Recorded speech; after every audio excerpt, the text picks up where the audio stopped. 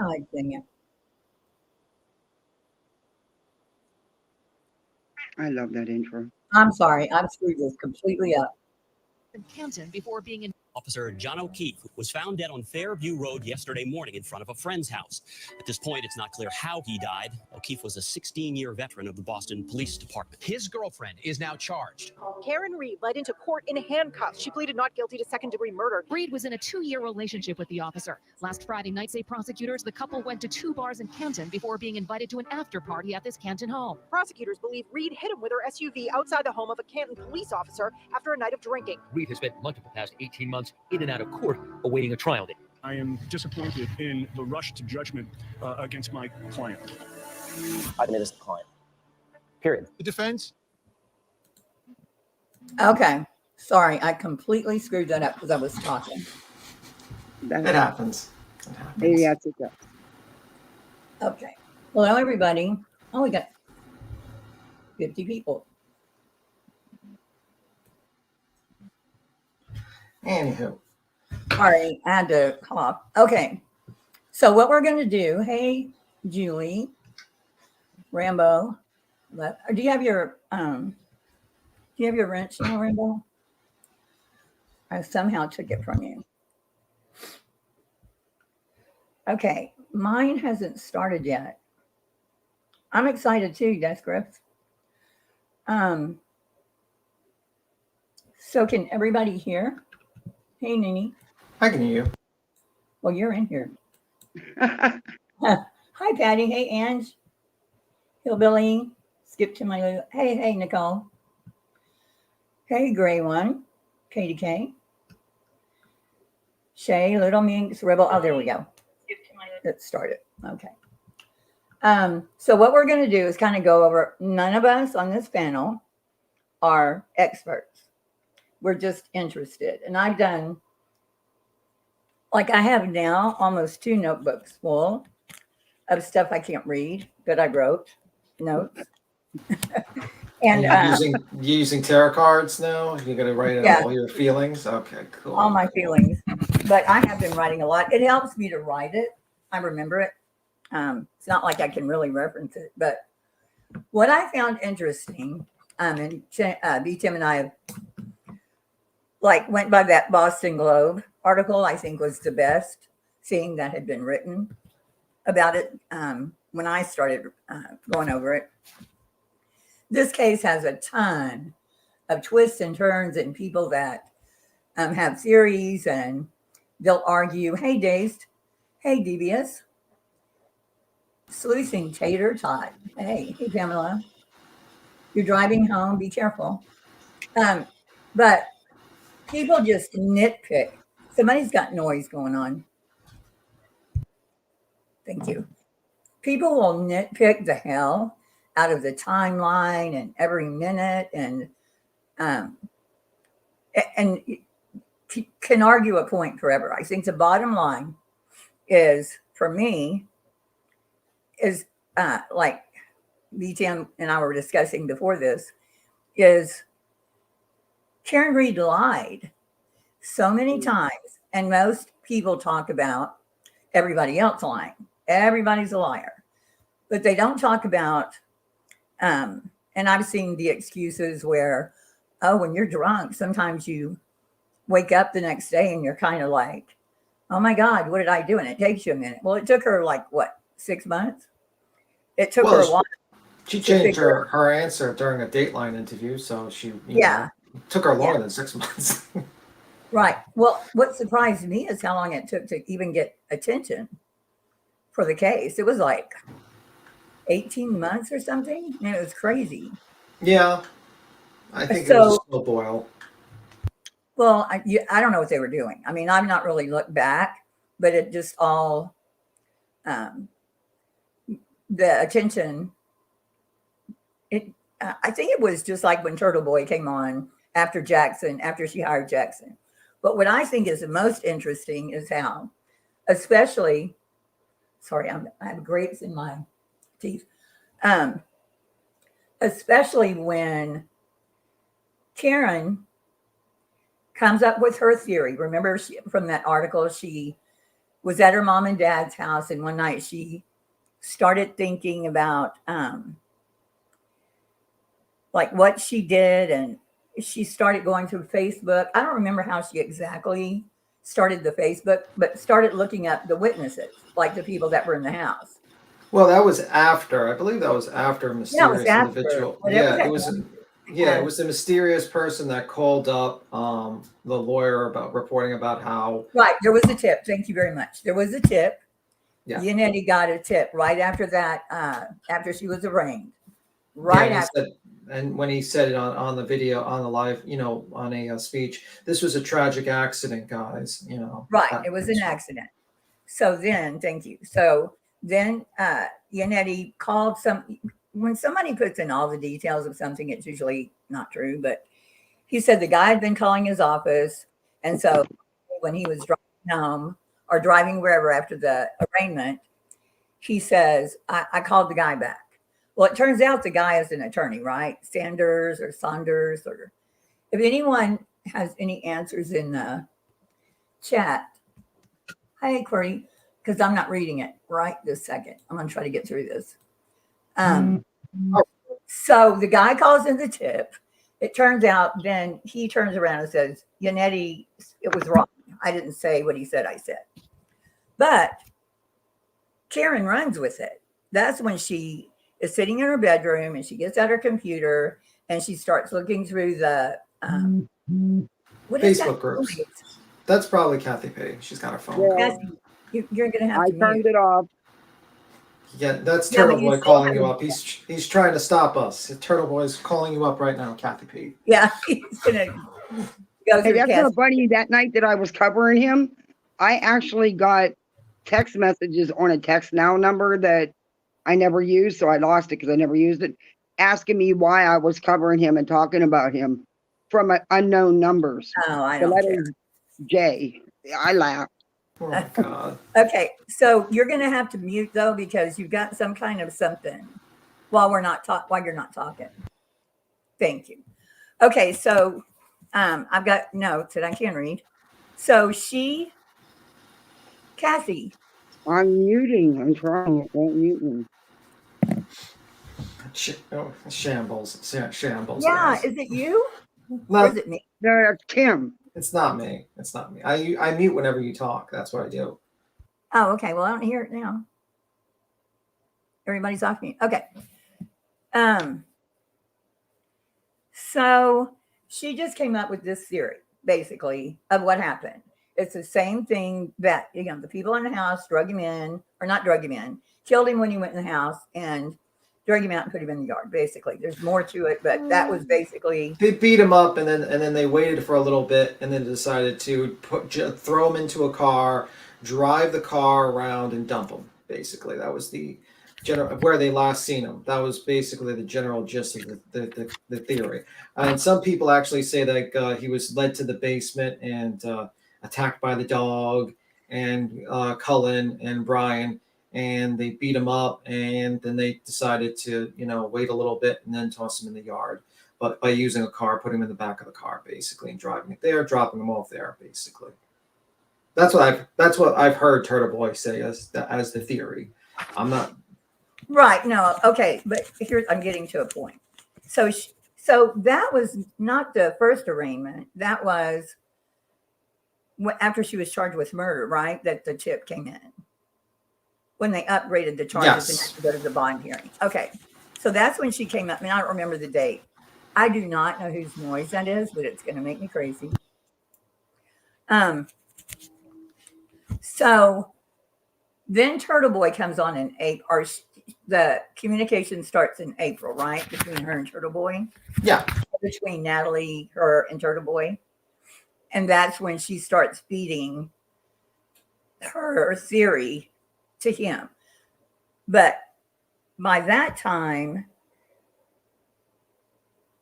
see, I didn't put that in my timeline. Had the documents come out already from the defense? Jackson had already come on. Because he talked to that I believe the documents came out literally the same month. the same time.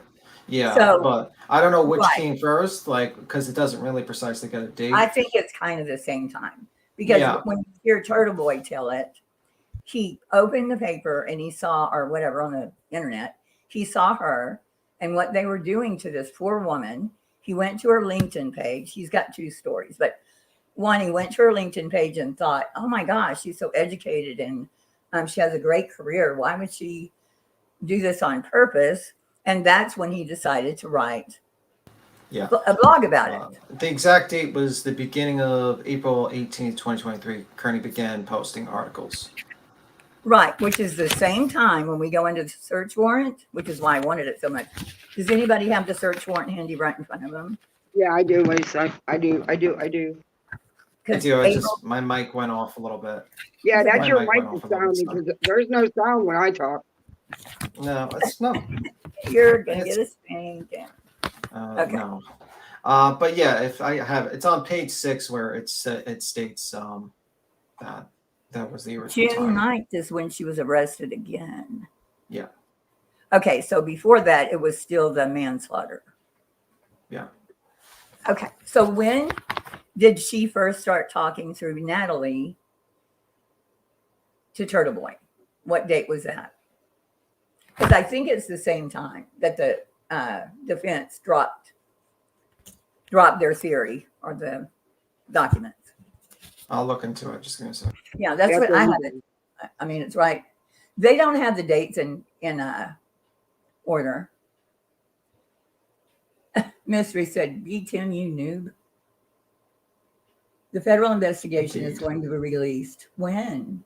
On the 15th? I don't think so. Well, they postponed it and they're waiting till the 15th. I think they're basically waiting for the findings. But if they're closing the case and no arrests are made, then that doesn't really seem like you're going to see any sort of arrests happening. Who said they're closing the case? Well, why would they present the findings if they didn't arrest anyone yet? Okay, wait. What are you talking about? I'm talking about the federal investigation, like the letters and like that stuff. That's why it's postponed, I believe, because okay, we'll go to that in a minute because really, Mike. Yeah, we're jumping ahead. Sure. Okay, I know you were saying what they were talking about. Who's on panel? Oh, sorry.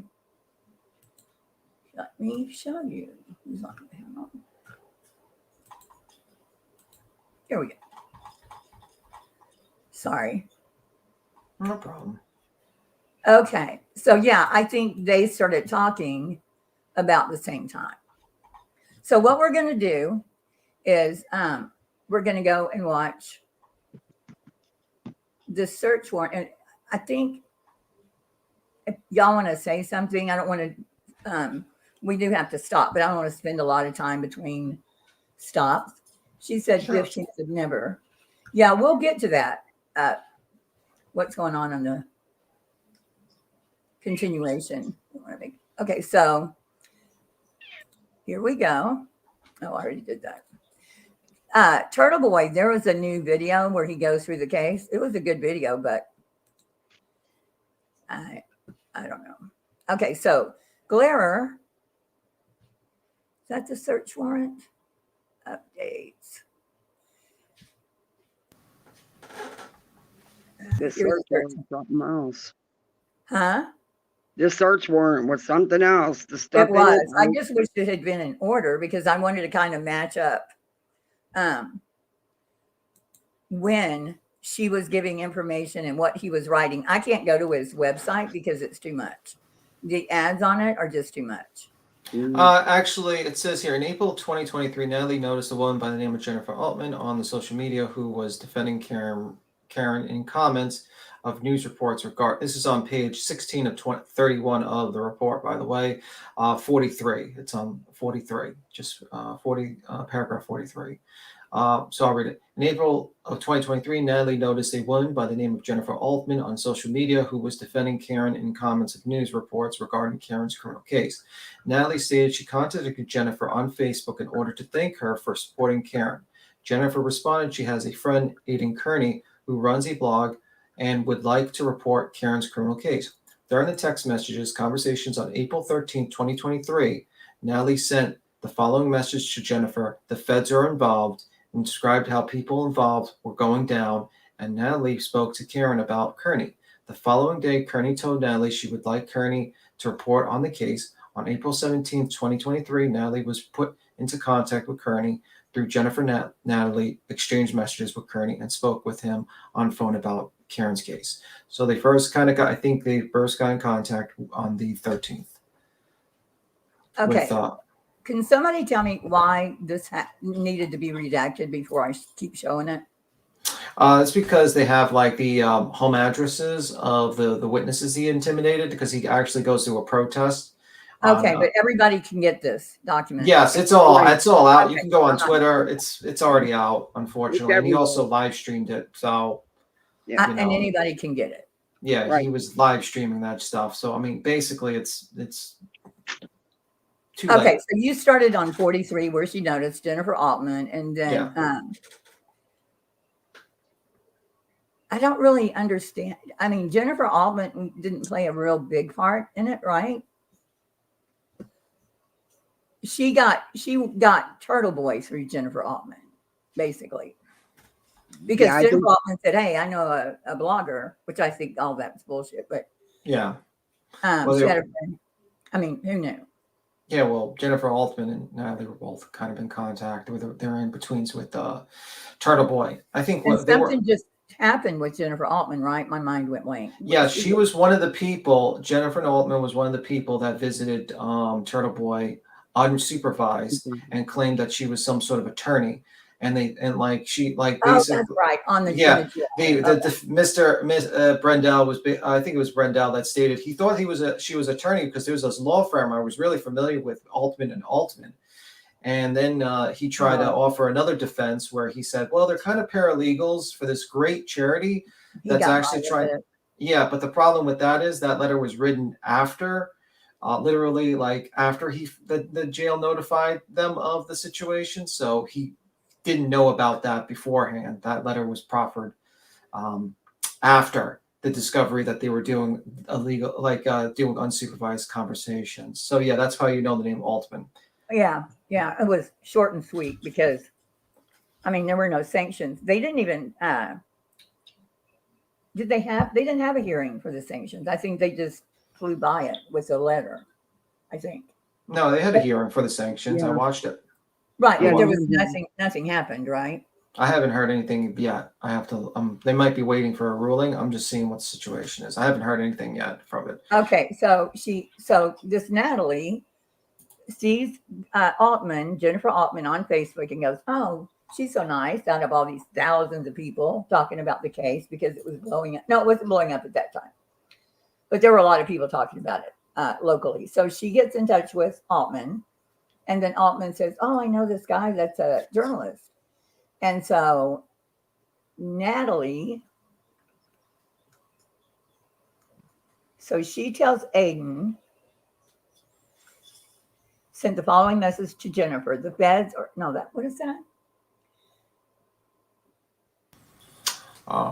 She noticed a woman during the, Jennifer responded, she has a friend, Aiden Kearney, Turtle Boy, who runs yes. a blog and would like to report on Karen's criminal case. Yeah. During this text message conversation on April 13th, Natalie sent the following message. The feds are involved, and described how people involved were going down. What? Yes. Yeah. Natalie spoke to Karen. I was listening. I've heard this like on when people were reading it out, but I didn't really. That was the first message. Yes. Yeah. Because Turtle Boy, when he came onto this, he thought like the feds were coming into it. And at one point, if you read this, he was showing doubts about Karen Reed's case. Oh yeah, he was. I know that. And he had to be convinced by Karen Reed a lot of times, like with personal conversations with her, that there was more to it and that the feds were coming in. And I think, honestly, at this point, I think Turtle Boy probably believes that she's guilty, but he's too deep in and he can't just turn back now. Yeah, and imagine how he's feeling right now. Yeah. Like sitting in jail because well, we'll go over that in a minute. Because like if you originally read the documents, like if you just showed up on the case, just like when you're listening to Gray Hughes cover it yesterday, you think, oh, there's something really fishy here, the 227 time and stuff like that. But then you realize, well, the wall file is a temporary file. And basically The Yeah, that's going to 227, be explained. yeah, the 227 time she was looking up some other things on that time, and she had that application open, that web page Yeah, open, and she yeah, searched it again when she was asked at 6 o'clock in the morning. yeah. That's way off this, though. Yeah, I know, but I'm just That's saying, all like, gonna be when you explained. first come into it, you think it's very weird. The stories don't match up. Oh, But the you more mean you look Gray? into, yeah, I'm talking Yeah, about Gray. But when you start going into it more details with the documentation and everything, you realize, oh, okay, this explains that.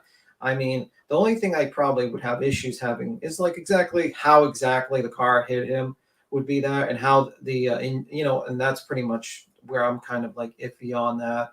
And I think the well, accident they're just trying to get reasonable doubt, yeah. but that's not going to be it because, well, I mean, common sense to me is if Karen also said, "Hey, look up how long it takes to die in cold." What are the odds? What are the odds that she was looking it up at 2:30, and then Karen blurts it out at 6? No.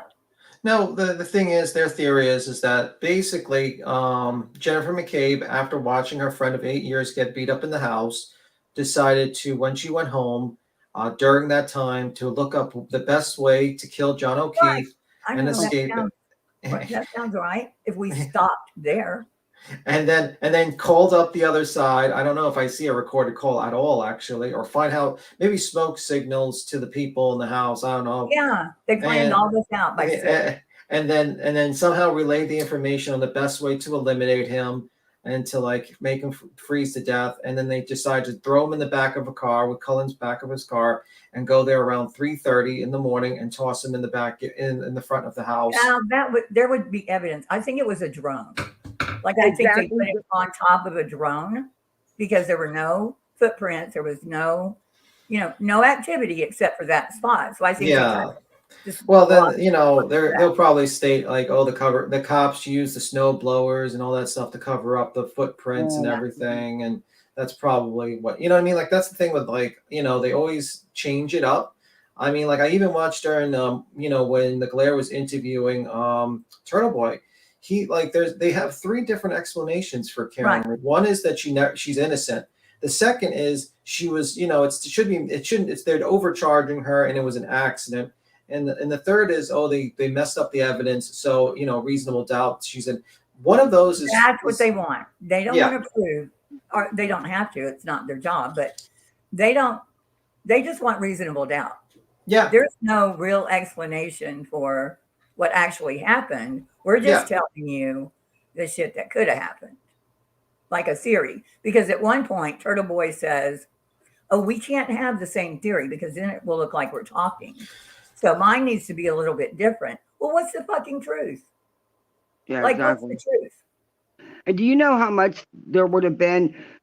A body is, no pun intended, dead weight. It would have taken a couple people to carry him. Yeah. There would have been evidence of people walking around. Well, they could have gone down the driveway. This is what I would say if I were the conspiracy theorist, is they would have gone down the driveway, down the road, and then put him like in that spot. Well, I mean, they switch from conspiracies. Like usually, it's like one of them is like it's planned. Like somehow Cullen really, really was angry, so angry at John O'Keefe that he convinced. For no reason. Yeah, well, because what happened is that Karen Reed remembered that they had a fight in the front of the house. Right, but that wasn't him. That wasn't him. Yeah, but she said that, and that's how the conspiracy started with Cullen. So basically, Cullen's so angry that he somehow convinces 10 other people in the house to not only help him in the killing and covering up, but also to killing and covering up of a police officer, but also doing it in a police officer's house. Like, to me, that makes no sense. If you're like a police officer, you would probably not murder another police officer in your house. You'd probably say, hey, let's wait for him while he's in No, they didn't murder him in the house, though, Tim. I know, but I'm just saying on the lawn alive. Yeah, I know what you mean. I mean, they beat him up in the house and then they drag him out. But their intentions was to murder them in the property of a police officer. That doesn't make sense. You would probably take them to like a trap house, like Dolly says, or possibly a back of a bar. What? pig farm, a wood chipper, something. Yeah. Yeah, you something. wouldn't just toss him in the front of your house. If you get the No, pictures, because with his phone, you toss him out there. You don't know what's wrong because they can't know that that wound on his head would kill him. So they just put him out there with his phone and then sat and waited. And Julie ran out to the car to her brother and said, "Hey, I'm going to stay here. It's getting exciting up in here." And so she stayed. He left. But it hadn't happened yet. So, yeah, but I mean, it's ridiculous. The yeah, it whole just doesn't thing. make the motivation for the murder doesn't make sense. The method, you would think, like one ATF agent, a bunch of cops would all have a better plan to how to murder an officer than we're just going to beat him up in our house and have our dog sick on him, and then we're going to wait like 3 hours and toss him in our yard and say that, and then we're going to hope that someone believes us that that he wasn't beat up. But meanwhile, if you look at the reports, the 2 black eyes were a result of head trauma injury from the back of his head. Right. I mean, and then when they look at the arms, I mean, if you read the report, it says scratches caused by blunt object, contact with blunt object. It doesn't And say I'm puncture wondering- wounds. It doesn't say I'm puncture wondering if wounds. that didn't happen in the car. Like, I think he got out. They were arguing, right? That's why the light was on when Nagel drove by. Yeah. Maybe somehow the glass was already broken, or she had something in the car that she was, maybe he was putting his arm in for her, like she's throwing or whatever. But Or it could have been somebody else had the theory that looked like defensive, but I wasn't the dog. No, I would say that's it not mostly. Day 1 dog. I feel like most likely it's abrasion, something that happened while he was being hit or contact with the ground or something. I'm not 100% sure, and I'm not an accident reconstruction person, but I would say that's probably going to be explained because that's going to be a big part of the case, the accident reconstruction testimony, because I mean, that's the one question people have, which is I can't figure it out. Like, yeah, how it hit him right there yeah, in the back of his head, because she would have taken off, right? He got out of the car, probably slammed the door. yeah. She took off. Somehow a 3-point turn came in. I don't know who said that. Was it the Commonwealth? The theory? Commonwealth said that was their theory. That was But the didn't she Commonwealth. tell that to them or no? They I just don't came up. remember. I think they just came up with it. I don't remember, and I could be wrong, but I don't remember reading that was ever a statement by her that there was a 3-point turn that she did. Yeah. Maybe I'm wrong. Maybe I gotta look at it. Well, I remember this morning. Lally saying it in the courtroom when at the first arraignment, or bond hearing. I remember him saying that. I just didn't know where he got it, but it would kind Maybe of it could have been her. Yeah, let me just check. But yeah, it would make more sense. They're making a big deal about him being in a police officer's yard. Well, the police officer never came out. And from what's been responded to with Grant Allison them on Twitter, is that by the time he woke up, mind you, they were partying heavy all night, so he probably was pretty passed out. By the time he woke up, John had already been, transferred to the hospital. And also, being a police officer, he knows not to go out and interfere in something that's not, he's not on the case, and not to interfere. Okay. Yeah. Hold on a second. Chronicle says BTim, I think he dropped his phone, bent down, didn't see him until he went inside, backed up angrily. That's what I think. Well, also, I don't know about the bending over because my mind can't. I mean, there was throw up on his clothes. Right. It was all over his clothes. And So, blood. I mean, what do you do to throw up? You bend over. I agree with that. I think he was bent over when he was hit. Yeah, but that's the thing. He was on his back. So it would have had to been like maybe he hit his head on the fire hydrant, the electrical box. The owner, Brian's wife, Nicole, said that had been open for a while. Like it had been standing open for whatever reason. So I'm thinking maybe he hit when he went backward, could have hit the fire hydrant or whatever. And that's what made the gash in his head. So maybe he was sitting up. We don't know that he was always on his back. Maybe he tried to sit up and was throwing up and then lost consciousness there on the snow. Yeah, I mean, like that's the real. I mean, that's the surprise. I mean, that thing I can agree with people that it's very hard to imagine how the accident exactly occurred. It could have been How just a it hit pure his accident, head right or it could there. have been what? How it hit his head right there. Yeah, well, Like, that's going to be that's going to be the defense. I mean, that's the surprising thing that the defense is not really focusing on, which would be how would that exact wound occur, and also, I mean, like I'm surprised the defense never really focused on just overcharging. She could have easily argued that, you know, hey, look, it was an accident and then just moved on, and I think most people Exactly. would agree with that. And then the only problem would be that she was drinking, and that would be the main issue. right. But that's But pretty much it. something else happened. That's what for But them to you- come back. And as far Yeah. as the vomiting, that could have happened because of the head injury, not just the alcohol, but the head injury. Yeah. What did you say? Say it again. I said it's common with a severe head injury that you vomit. So Yeah. that Right. could have happened because of the head injury, not just because of the alcohol. Yeah, it could be that way too. But either way, he was hit by the car. He ended up with that main wound in the back of his head. The abrasions on his arm like occurred from either from the car or from hitting something on the ground, and that's how he ended up there. And I think that's the main issue is like figuring that out. But we're not going to be able to figure that out. I think the No, accident but reconstruction people are. But I haven't even heard the Commonwealth say exactly like Right. their theory of how that tail light hit him. I don't think the tail light is what hit him, but I think he was hit. But I don't think we don't necessarily have to think that's what. Did the Commonwealth say that that's what? No, I think the Commonwealth is waiting until the actual, trial. Okay, because it still could have hit him. Yeah, I mean, I think and he went back, and I think they're just waiting because they're not like the defense where they're just constantly releasing every single piece of information that suits them.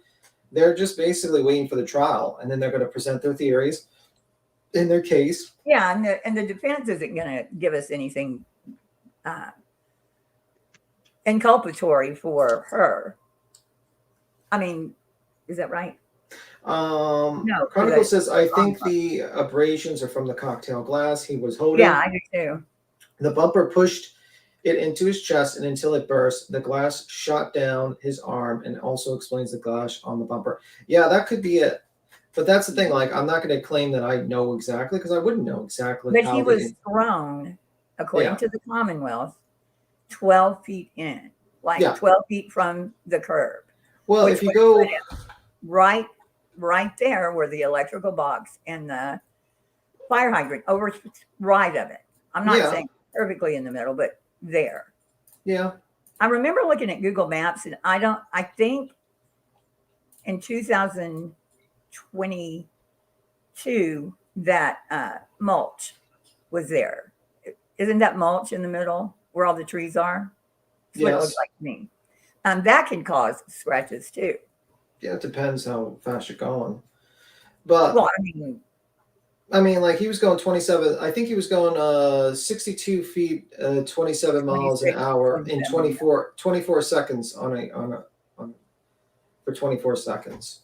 So I mean, if you think about the amount of force when you're going 62 feet, 27 miles an hour, hitting someone. How did she get? So she would have stopped and then decided to back up, and that's where they're getting 62 feet at 26. Yeah, because like where else in the accident reconstruction does that actually make sense? That because she doesn't state that she, because that seems like a lot and pretty, fast in that area. I don't know. She was asking if we had seen that. If you Google, tons of people are complaining that the health app, somebody else had brought that up too, that it's not real reliable. It's really terrible because, like, if you look at the green report with the whole app data, let me pull it up. Let me just pull it. I'm sorry about the comments. I'm like looking on my phone, and that's fine. It's fine. It says here that according to the app, it says that in 12:21 and 14 and 12:24:37, John ascended and descended flights of stairs. But if you look at the Waze, which is like you're, finding out the directions, he punched in 34 Fairview, the address, at 12:20 from Dedham Street. And then they arrived at 34 Fairview at 12:24:24, which is like, so I mean, like, and then if you look at according to the phone GPS, the phone continues down Cindercrest Road, going by Fairview at 12:23:46, and then stops in the area of 51 Cindercrest Road, reverses direction, and takes the right onto Fairview Road at 12:24:18 a.m. That means basically, unless, and the phone finally stops at between 34 and 32 Fairview Road in the area of the flagpole and fire hydrant at 12:24:40, which basically destroys the whole concept of the Waze data. I mean, not the Waze, I mean the health app data, because the health app data claims that he ascended and descended the steps, but if the GPS in the Waze is showing that he's in the car and he just arrived. So it just completely shows that the health app data is completely out the window. Right. It's And that's useless. Richard Green, that expert that they say is an expert. Yeah. Like, I couldn't find anything on him. I don't even find where he's ever testified in a trial. And usually experts have their, curriculum vitae, And whatever. also, yeah. I haven't No seen credentials. Yeah. I haven't seen anywhere where he's testified. His website's relatively new. Yeah. You know, I think they hired somebody that, because I don't think anybody can make a conspiracy out of anything. Yeah. You Absolutely. know? But Occam's razor is she hit him. I don't know about the 26. I mean, because we just like piece by piece by piece, when it's like you said, Commonwealth has all this. They have. Yeah. Do they have her black box? Because yes, that's how they got the information. That's how they got the information. Well, it would tell them everything. Yeah, that's why I think the reason why they're charging her what they're charging her and not for like an accidental death is because they checked it, they did a reverse, and they saw that it was, it warns people when it backs up, I believe. I think That's what I okay. So those are two different things. I thought there was one, they had data on that system where they're backing up, and then data for they do. That's how they got the information that she went 60. That's from a black box or 62 something. feet at 26. So, yeah, so that's a given. So Yeah. why else would she ever go in reverse right there? Because they would know where she was. The guy at Yellow Cabin, I would never Yes. find it. I tried to find it now. Yellow But Cabin House. He said early on about the black box, and I thought, I heard the black box because he went into detail Yeah. of He what also he did. Yeah, he also went into detail about the Green report and showed that basically he never entered the house. That the GPS shows that he had never entered, and like because it would have showed him being the center of the house if he started moving. So he never got into the actual house. And it's funny that you have people that would rather trust the health app data than the actual GPS. And it's like, it's crazy. I mean, I talked to Blair and he was like, literally like, oh, just disregard you can't, it's unreliable. And then he has that officer on talking about geofence data and how important it is. And I'm like, wait a minute. You can't have it both ways. You can't just be like, we're going to disregard this fact, this piece of evidence, because it just proves my argument, and then we're going to approve this argument. You have to get everything. Even like if someone came around and said, came around and disproved me, and with a fact, I would have to acknowledge that if it's actual fact, But yeah, I mean, that's just my thought. Yeah, and this is another thing. A log fell through a tree. It's a long story, but anyway, hit me right on top of my head. I was like 13, and you would have thought someone tried to murder me. Yeah, there was so much blood. And I think I had to have like 13 stitches. That's why I am like I am today. That's my excuse. But anyway, I had 13 stitches. Yeah. But my shirt was covered. I had on a white shirt covered in blood. The blood there, from what we've seen, I mean, I don't think we have detailed crime scene pictures. We kind of do. A shit ton of blood. Like we kind of do. I think it's is it News Nation? I think they showed shots of the actual crime scene. Was it News Network or something like that? Well, Chronicles, they said that, I heard it explained a couple of times, but that trauma like he had several fractures on his skull. But I Yes. think the force is what caused what is that, orbital, what the fuck ever, caused the black eyes. But I don't know what caused, there was a cut on his nose. There was a cut somewhere else too, but it could have, I mean, he was hit by a car. But as far as injuries, there were no other significant injuries. Even the blunt force abrasion on his arm didn't seem significant. With the head injuries, black eyes are given. I mean, it's going to happen with a skull fracture. But A I lot of didn't people get black bring- eyes when that happened to me. Yeah, but it could be severe. But another thing people keep on bringing up is the blood. They're like, why is there not so much blood there? And I'm like, because head injury, there's always blood, like yeah. a lot of blood. And I'm like, I looked at the crime scene for, like, you know, the ones on that the website, you know, I'm trying to pull it up. I gotta look for it. Actually, let me see where it was. I gotta find it. I love the way Cordy, that's funny. The way that we're all police officers are supposed to be like, and we will have AI police officers eventually. So, but I mean, every word perfectly spelled, the punctuation, they got everything right. Because right now I'm hearing Jenn gave several different stories. Well, they aren't quoting her when they're writing those reports. They're just writing, and there's shift change because it happened like almost at, I think the shift change was at 7, maybe 7. And so, you know, they're all trying to get out there, get the reports done. There's a police officer dead in the middle of this. And it was between the two houses. Like the reports say, it could have been 32 or 34. I think one report did say 32. Yeah. And so why aren't they bitching about the people at 32 Fairview being maybe the murder suspects, you know, that could have. Yeah. So, I mean, like, so if you go to their website, Law and Crime, they actually show the photos of the actual, you know, the snow where he was shot. Can you put it up? Yeah, I'll sure. stop sharing what I was sharing. You can put it up. And they keep on stating, let me just wait. Here you go. I Here. think I had numerous times, Ellen. Yeah, so here's the thing, like they show. This is the only thing I can find. I don't know if there's more, but that's where he was. And this is, and it looks kind of like red to me. I mean, they talk about there's like, but it's not close enough to be like, yo, I can see it. But you see like marks here. Oh, it could be under the snow. Yeah. Yeah, you can see it's like tint. You can see that it's reddish. Yeah, and people And keep so on saying, they "Where's the picked up- blood?" You know, and I think you kind of see it there. A lot of it washes under, probably. Yeah, into the ground, but it looks kind of reddish to me, and Yeah, I might be. It does. So You know. they picked up with those solo cups. They were just picking up different.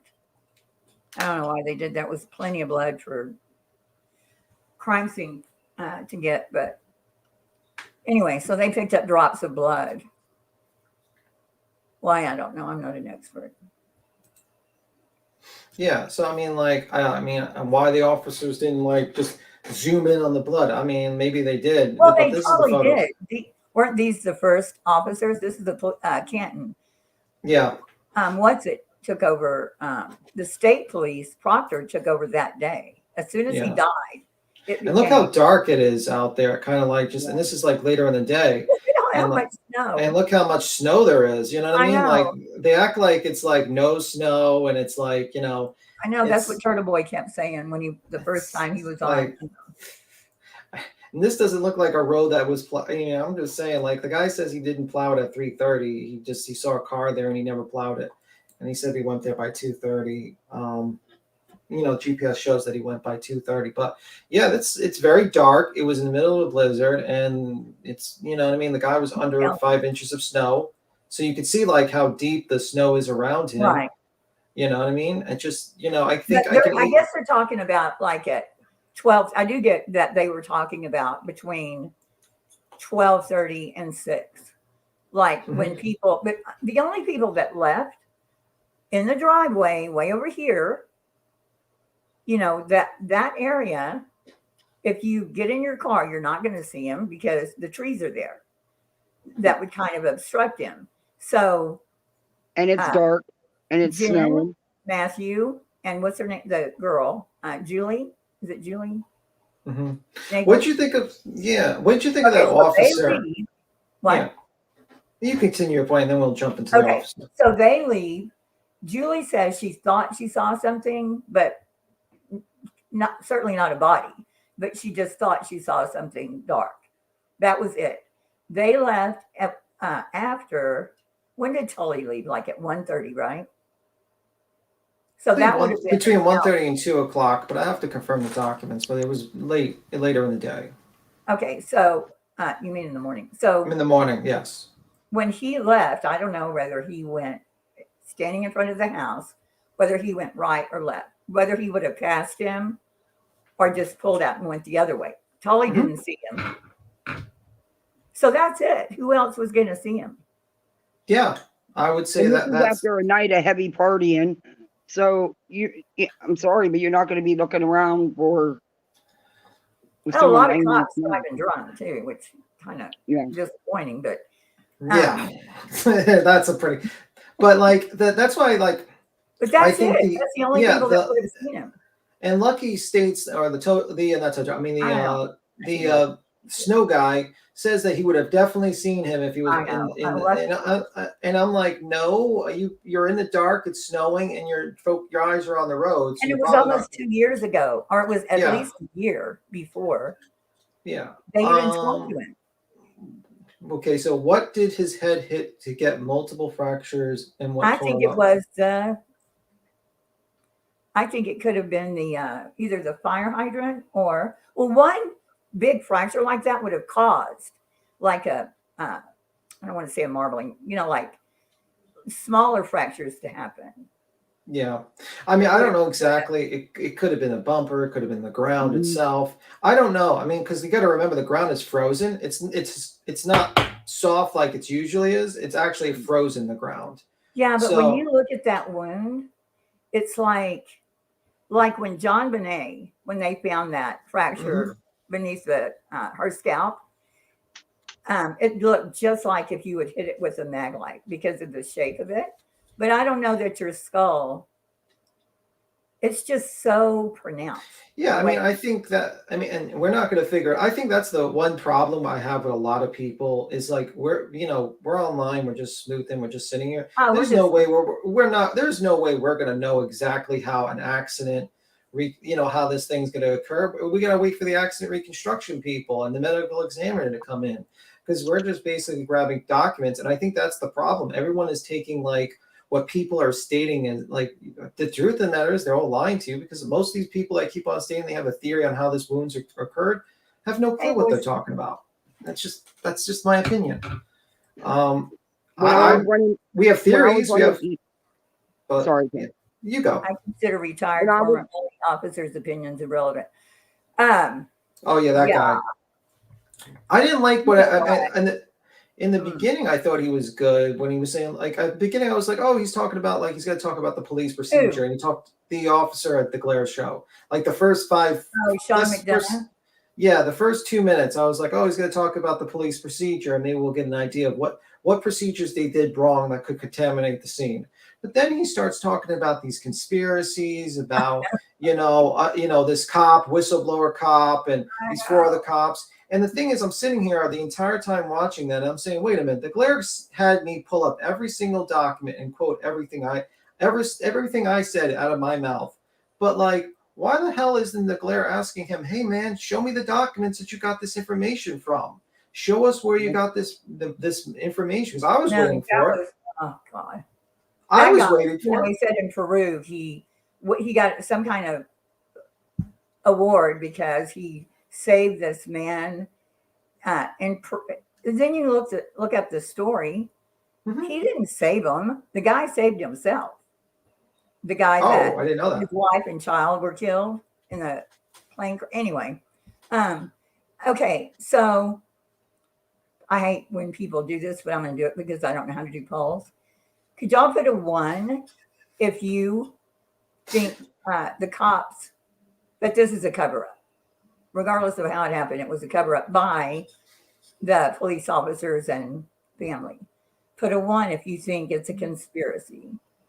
And 2, let's just put a 1 first. Well, I don't like, but I mean, like when it comes to that officer on the glare, and I'm not saying, I just think like I remember I told the guy, I was like, hey, have an officer on. He says, yeah, I had a plan. I didn't think that was going to be the officer. I thought he was going to get an actual a Boston police officer. Run in circles. Hey. Nobody said put a 2. Okay, first off, Glare is in total support of the Turtle Boy. To the And point where he makes a complete ass of himself. Yeah, It's like, I mean, convinced that she's innocent, and it's this big cover up because of the Turtle Boy. So as soon as I seen that thumbnail, I was like, yeah, no, this guy's not going to be up there telling it. No, he's been everywhere. Yeah, he's on Twitter. He's like pushing the conspiracy theory hard. He's taking yeah. place. But like my problem is like, sir, you're on this, you're making huge accuracy. Imagine it like, I don't know why this officer has like just pushes this thing and has no sympathy towards other I'll tell you officers. why. Stop. And I'll tell you why all of them do it. Melanie Little, the attorney, this guy, to a certain extent, profiling evil, Mike, who I adore, but Mike, Chris McDonough, all of them do it because they get on court TV. Court TV is pushing. They try not to act like it, but they're always pushing the conspiracy theory. They don't have anyone on from the other side. They don't even they give a little blurb about Commonwealth, but not really. And so all of this is building their presence. Look at Chris McDonough. Look at the shit he did. I mean, accusing a guy on Twitter, an anonymous person, of being Brian Laundrie, that was big. Not to mention the kid he put accused or said he confessed to a murder and wasn't true. You would think your career is dead because you've done these. No. He's on Nancy Grace all the time. He's always on court TV. I don't know about law and crime.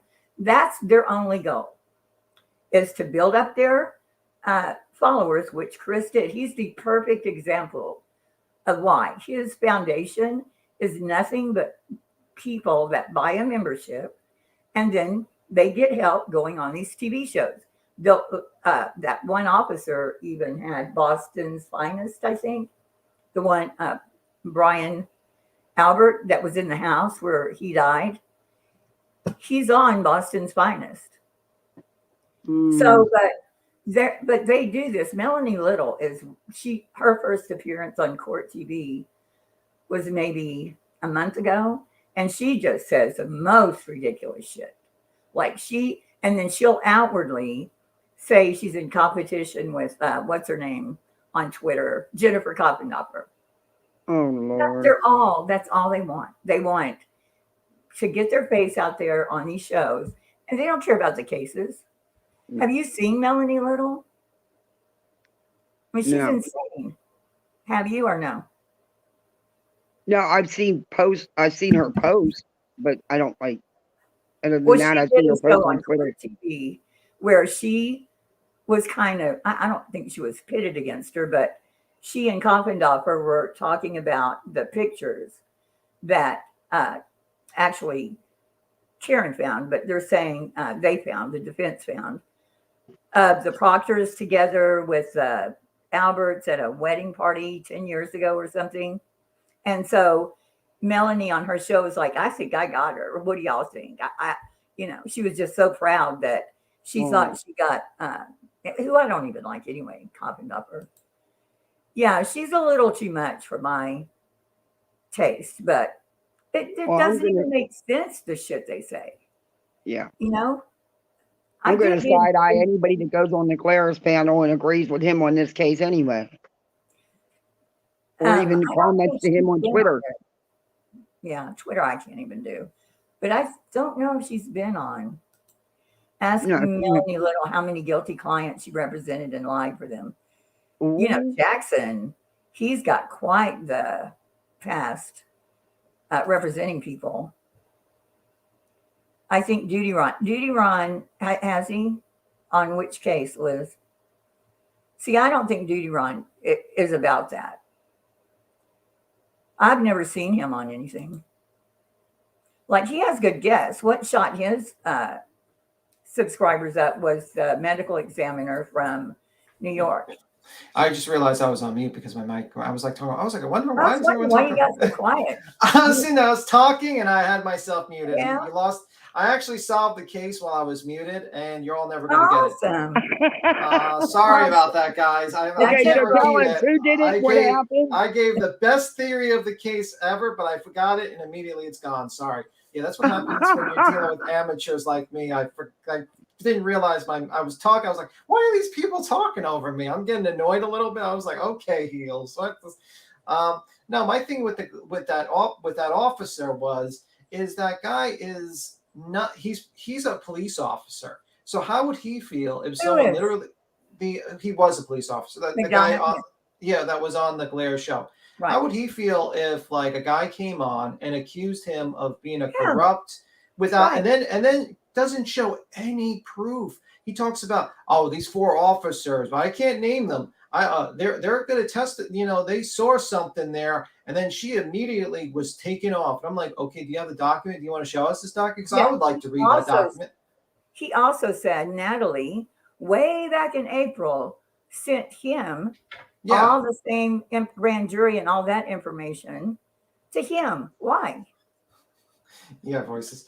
That's the thing. It's like, sir, why don't you? And the Glare is just sitting there, and he was asking me to show documents and sections and pages, which is like, I would say, okay, that's fine. That's probably the proper way to do it. But like, why the fuck are you not doing that with that guy? That guy is making huge whopper stories. He should fucking back it up. This is ridiculous. Yeah, they don't back it up. By the way, BTim, you did a really good job up there. The Glare couldn't handle you, and he couldn't answer your questions where he needed to look stuff up and he needed to do this and do that. You did a good job. Oh, thank you. Tracy, I have the hiccups now. I actually think Karen Reed was strong. Yeah, well, that's the theory. Backed up. That's what got her the charges. Is I think she did too. You don't go 26 miles an hour backwards. No. Because you forgot something. Or he left his phone in the car, or whatever. She was purposely going to hit him, and it's not like this hasn't happened before. Remember the woman? Her last name was Harris. It was in Houston. She drove into a hotel parking lot with her daughter. She ran over her husband once, and that wasn't. And they did it again. Yeah, she did it twice. Yes. Yeah, backed over him, ran over him again, backed over him and left with the dog in the car. Yep. I mean, they tried like heck to get her off, saying it was accidental. She didn't do it on purpose. She did that on purpose. I remember that story. Yeah, it's not like women wouldn't do this shit. Did you ever see what was the series? About women killers. What was it? Yeah. I mean, and they filled up a few years of women doing. I mean, I just think like honestly, it's not a structure. It's like Occam's razor. Most likely, she backed up. Either she accidentally backed up into him, or she did it on purpose. But the one thing I get annoyed with by a lot of Karen Reed supporters is like they throw these 3 ideas out there. She's innocent and it's all corrupt. And if you look at like, I remember someone on like Discord, the evil Discord, wrote like a little bit of the number of people that actually might have been part of the conspiracy. So the names go: Jennifer McCabe, Nicole Albert, Brian Albert, Matthew McCabe, Juliana Nagel, Sarah Livingston, Brian Higgins, Carrie Roberts, Officer Seraph, Officer Melanie, Ken Fire Department members who arrived on scene, EMS members who arrived with CFD on scene, Lieutenant Paul Gallagher, Detective Sergeant Michael Lang, Trooper Proctor, MSP interviewed Jenn McCabe, Sergeant Bucharest interviewed John O'Keefe's niece, because she heard the different story, so she must be in on it too. Wait, there's more. Trooper Matthew Doom, Trooper David Dususu or whatever, Kate McLaughlin, Dr. Irina Scardi Ballo, Renee Stonebridge, and also that the officer was talking about how the judge apparently is going to face charges too because he's part of the conspiracy. Or he was talking about a judge that might be charged or something. And I'm sitting here, I'm like, whoa, how many other people? Who isn't in this conspiracy? I'm It's hard to telling keep you. a conspiracy between 3 people, much less 40. I mean, Yeah, you Yeah, have to there's think just about no way. all of the people that would have been involved in the conspiracy. And then Proctor, he's over there carrying around a piece of plastic, sneaking past all the other officers and dropping it. I mean, Yeah, he would have to have gone to Karen's house, broke it without her noticing it with the surveillance. not on the video. Not in the video. Then ran while they're towing it away, runs back to the scene, and then just like starts sprinkling. But that disregards the fact that the shirt had embedded glass in it. But he starts putting it under, digging it into the snow while there's a bunch of police officers there because they're all in on it too, according to them. They're all just like closing their eyes and says, "Oh, go, Mr. Proctor, drop And, it you know, in they there." rubbed those fragments into his clothing so that they would At show the up. hospital, yeah. He Well, went that on, at the hospital, right? Because he would have been gone.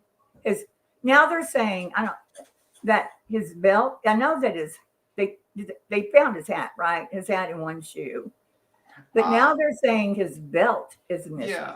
I mean, Yeah. like, did I even see a belt on that? I'm I trying to didn't see it in that picture, but I'm told that there's one. I don't see it.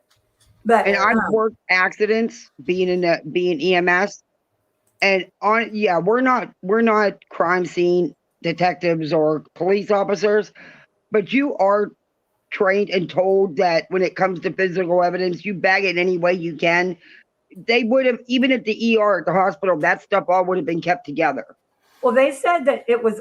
There's some picture floating around of clothes on the floor, and they're saying they just threw his clothes on the. Well, I've seen that happen Yeah, that does happen. many And what- times. I mean, And what was that outrageous remark where, like, that officer on the Glare show was like, "Well, they knew he was dead already, so it was like they might have." I think he was. I think I he was already. Dead. I don't think he was dead. I think he was. He had lividity. He was going to be dead. I mean, because they didn't catch him. I don't agree, but that's okay. Hey, Kelsey, because if you look at the pictures, there's lividity on the bottom. Yeah, there is. But You're why right. would the EMS not immediately just pronounce like they just took? Because they don't do because that. It's either They the don't pronounce me coroner down. Yeah. or Okay. ME. All right. yeah. The I coroner get what you wasn't on scene to declare, and rarely, and I've only had to do it a handful of times because the coroner wasn't available in our town. But you'll call it so you don't run a code. There Yeah. could have been, they could have thought they heard a heartbeat. They could have, and they ran through the procedures anyway, which a lot of times And that also, does like, happen. officers can't just, and like until he's pronounced dead, they can't just say, "Okay, we're gonna change it over to their homicide." They have to wait for basically the procedure to go through that he officially is deceased. Okay, I got that. But like another thing he was weird that he stated was like he said that a wellness. The Glare was stating a wellness check that they should have done a wellness check on the house, and I'm like, what? Wellness check on the house? Well, Yeah, like they and then the officers. I'm sorry. You go. Mystery says, Dream About Annie, according to the tow truck driver who loaded up the car, he said all the taillights were intact. He has to account. Can you tell me where you got that? Because I could tell you that was from the Glare. He played that little video with like it was like a conversation that Sleuthy Goosey got from, and then someone like a Turtle Boy interviewed this guy from the tow truck company. And he said it was all intact and there was nothing wrong with it, and he had no, you know what I mean? And I was sitting there, I was like, who is this guy? Yeah, that would be in the documents. That would be in the documents. Are you telling me the accident reconstruction people broke it? Because that even goes against Turtle Boy's theory. Because even apparently, she said it was broken. Yeah, but it even goes against Turtle Boy's theory because Turtle Boy basically believes Proctor went to the house and broke the glass, and then the tow truck took it away. So that goes against everyone's theory. That goes against the Turtle Boy, Free Karen Reed's theory. That goes against the prosecution's theory. It goes against everyone, Karen Reed's theory. It doesn't make sense. But it's like they grab this piece and they just, whatever works, they just throw it in the wall, and just see if it sticks because they don't make sense. That interview does not make sense. Even when if I was a Turtle Boy supporter, it wouldn't make sense because Turtle Boy's been telling everyone that Proctor went there and he just broke the glass and just ran over to the scene. If somebody can find that, and then it was on the Glare's live. It was on the Glare's live when he was talking to me about the case. He played it. I know, but that doesn't tell me.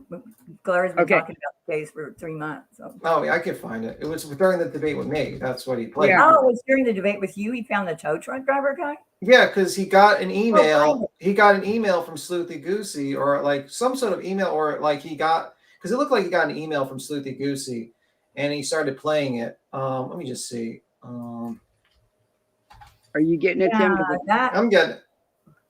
Because I'll get Ellie it. said that Ellie interview. Oh, was it Ellie interview said the tow? Well, then the tow driver is stupid because Karen said, "Look, I broke my tail light," and both Carrie and Jenn said, "Oh, okay, well." Okay, so here's the thing. It's during the Glaird's Live. I could play like a little bit of it. I don't know if you're okay with that or what, but Yeah, that's fine. here, this is it. This is during me. Okay, so here it is. Wait, what do I have to do? Because You just share screen. there we All right, so here's it. He plays it. History of speculation. Yeah. Tell you? To the police station, though. I didn't tow it to my shop. And yeah, I towed it right to the police station, though. I didn't tow it to my shop or nothing. No. Went from that house right to Canton, and they were with me the whole time.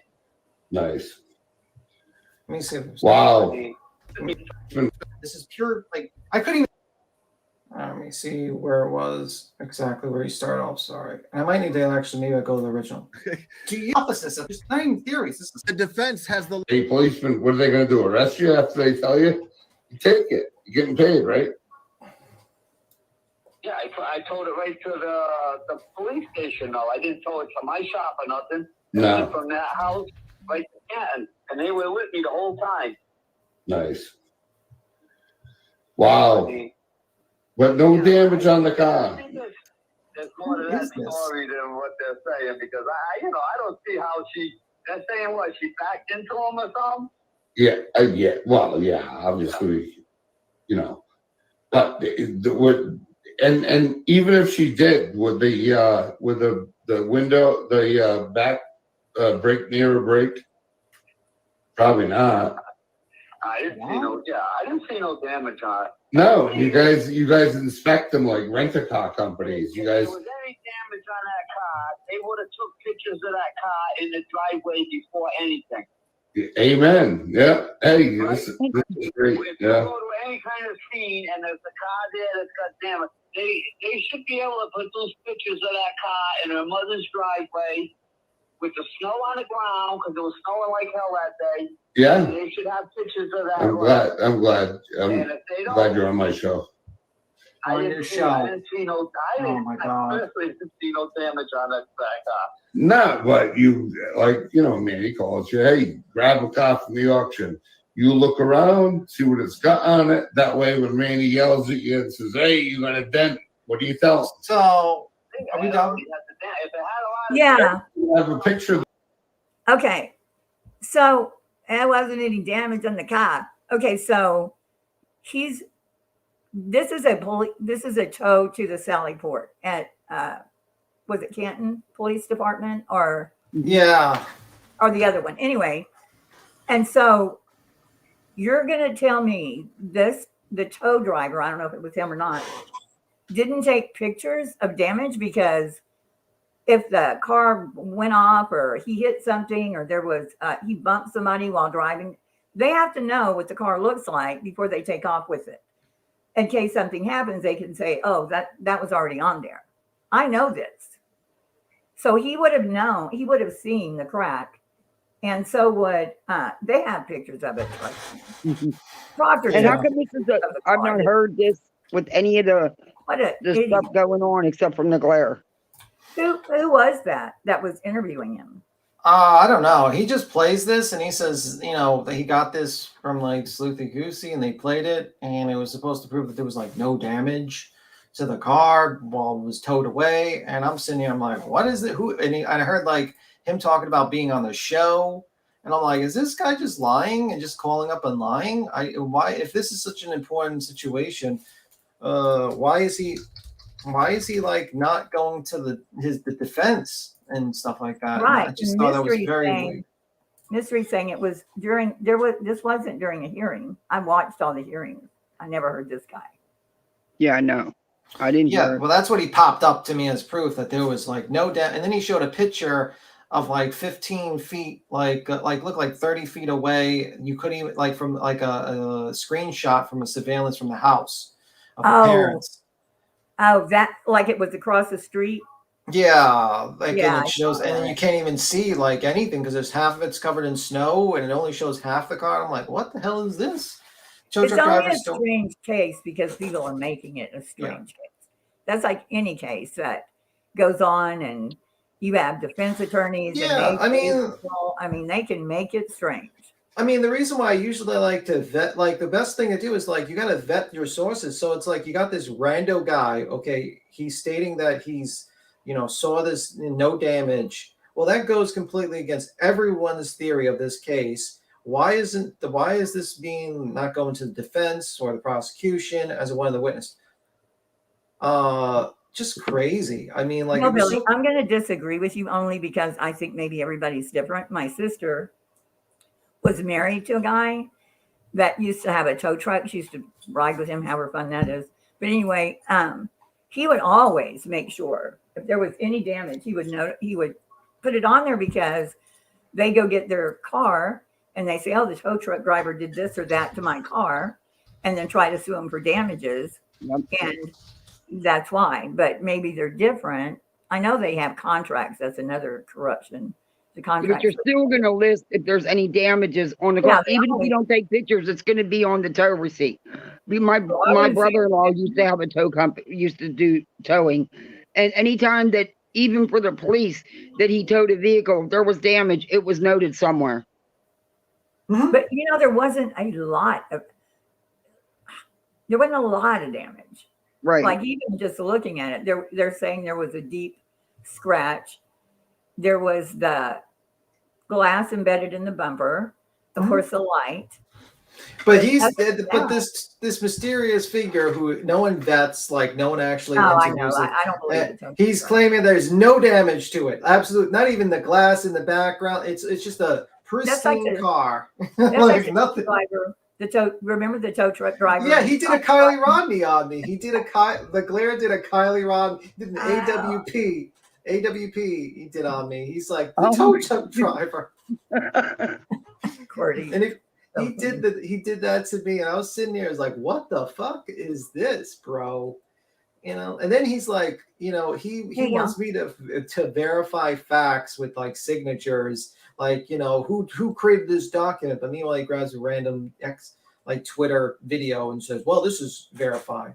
Yeah, there's a lot of selective wanting receipts when it comes to some things that's like, oh yeah, that happened, but but basically Karen Reed is saying that they planted evidence, and I'm thinking to myself another comment about that guy, that the police officer. I was like, weren't you a DEA agent? How many times have suspects you arrested say you planted that evidence on me? Yeah, we don't know, Dreamboat, that there aren't pics. I know we all in true crime have watched trials, and we do this, all this speculating, and well, there would be this, and there would be, and then the trial just blows everything out of the water because they have this one piece of evidence. Because the defense is not going to tell you anything that's going to hurt their client. They're not interested in showing you proof. They're interested in reasonable doubt. That's all they care about. Even in the discovery, they're asking for things that would help them. I mean, you got the Karen Reed's attorneys having lunch with Turtle Boy. I mean, they're in contact. They're constantly in contact, spreading the misinformation. Like basically, the whole plan of their defense plan, and also releasing what appears to be releasing like information that should not have been released to the public yet. And that grand jury, that was sealed. Yeah, he released grand jury testimony to Turtle Boy. Right. Sealed grand jury testimony. That's pretty big. Yeah, and like no one, and the truth of the matter is this is all done in the hopes to contaminate the entire jury pool so that when they go to trial, they can somehow, win. But I mean, I don't know how they're gonna explain how Jennifer McCabe is some sort of sociopathic monster that watched her friend of 8 years gets beat up and then proceeds to go home and Google how to murder him. I mean, Yeah.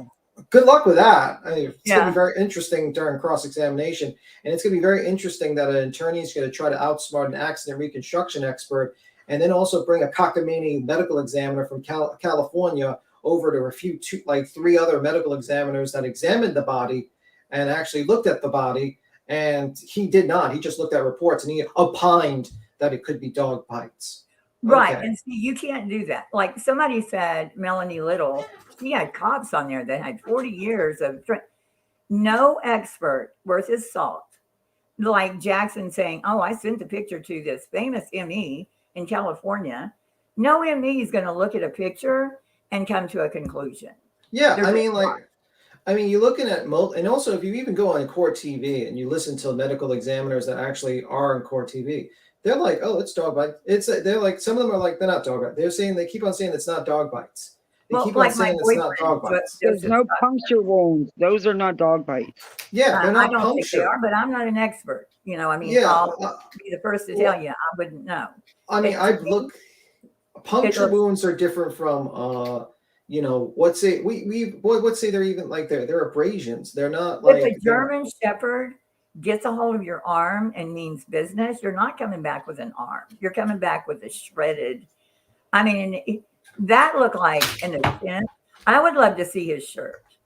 I thought it was defense wounds. Yeah, but I'm not an expert either. That was just my opinion on it. To me, it seemed like it was some type of defense wounds. Well, it would have been even if the dog, you know, I mean, either way, he still would have put his arm up. But to say that they're sending pictures around to people that are saying, or the dogs, Melanie Little saying, they said definitely that could be wounds from the dogs. Well, how you can't how do say you that. know? I mean, like I mean, like it's such a silly thing to say because you're not a medical. I mean, even if you're an attorney, you're not a medical expert. You know, there's multiple medical experts, but like, let me see. But even in court, you're going to have like Baden. I can't stand Michael Baden. I know he's really famous and all that, but he does all the high profile, and it's funny that he always errs on the side for the defense. You know. It's whoever's paying the bill. Or there was another one. There's another. Oh my God! He wrote a book about John Bonet, and he said it was during a sexual. Oh Jesus Christ! It was insane, and he's famous for going on the high-profile trials. How do we know that interview was? We don't. No, it's bullshit, that interview. And anyone, I mean, like, you got to realize you have to vet your sources. You have to be like, you know, how, because the thing is like when you state something, people have to verify what you say. So they can also be like, yeah, he got it from this document. He got it from here. Some rando off the internet you talk to, and then you're basically going to now take that rando's testimony over like 20 other officers' testimony.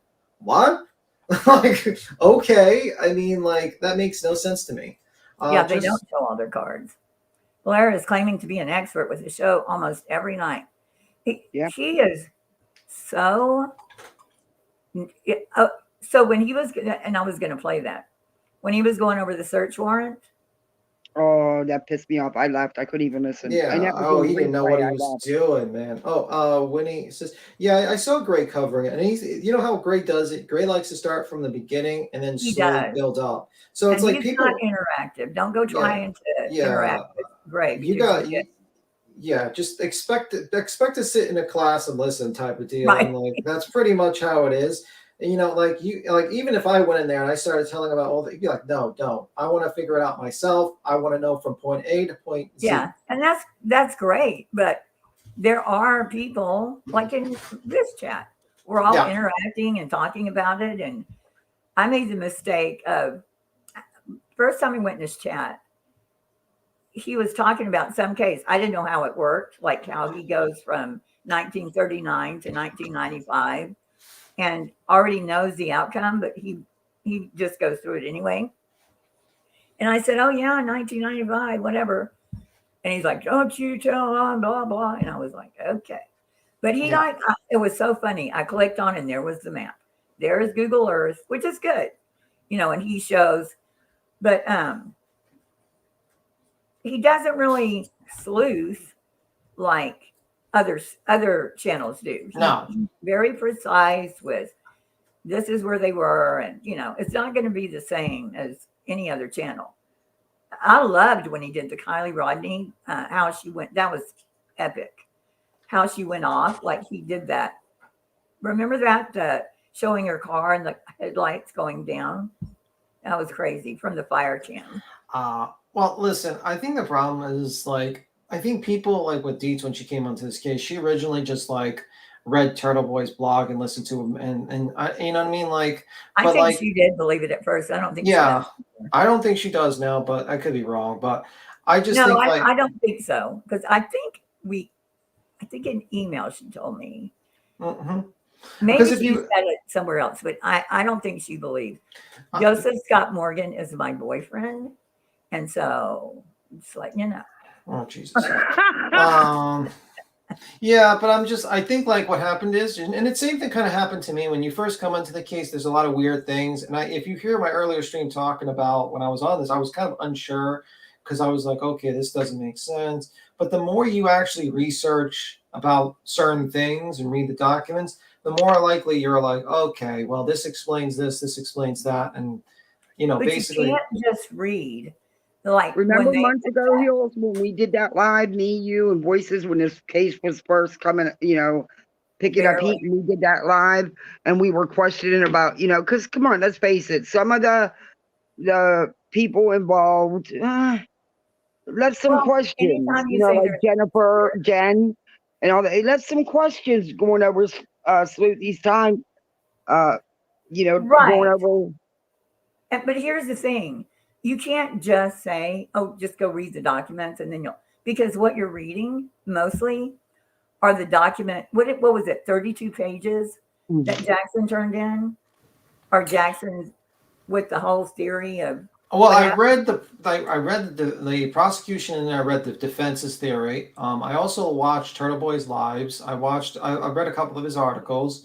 I watched people live going through, so I watched you have to watch a lot of materials to get in a general. That's why I know. Yeah, I watch both. I listen. A lot of people come in here from Turtle Boy side and says this person doesn't know what he's doing. He doesn't read the documents. Sir, I read the documents. I read even Turtle Boy's documents. The documents are not all. You can't. Yeah. This was my point. When I was watching Chasing and Dietz and Gavo Geeks, they were reading the documents, but they were reading the defense documents and taking those. You can't just read the documents, and you can't just read notes from someone summing it up either, because a lot of times they're summing it up from a biased viewpoint. Yeah. So you have defense documents. Oh my gosh, there's many cases. I know everybody thinks I only did 3 blogs. I've been doing this since 98, whenever John Benet Ramsey was the first one. For 10 years, I followed that case. And all the other cases, if you go back on Web Sleuths, we had another one called Justice Watch, I think, was another one that we were on before Web Sleuths. Yeah. And I'm telling you hundreds of cases. I don't even know what my point was now, except for you can't just, the defense documents are all, they can lie. Yeah. I mean, they're perfectly, it's their right. Go ahead. Yeah. Turn them in that way. I've seen some crazy shit. I mean, there's inconsistency. I mean, I'll give you an example of an inconsistency that people have. Nagel, Nagel arriving and seeing, Karen Reed in the car and all that. They arrive basically at the same time. And this was the big point by the Glare. Oh my God, that he didn't see O'Keefe in the car. So that means he was in the house. And I'm thinking about, and I thought about it afterwards. I'm like, wait a minute, when did he have an opportunity to go in the house?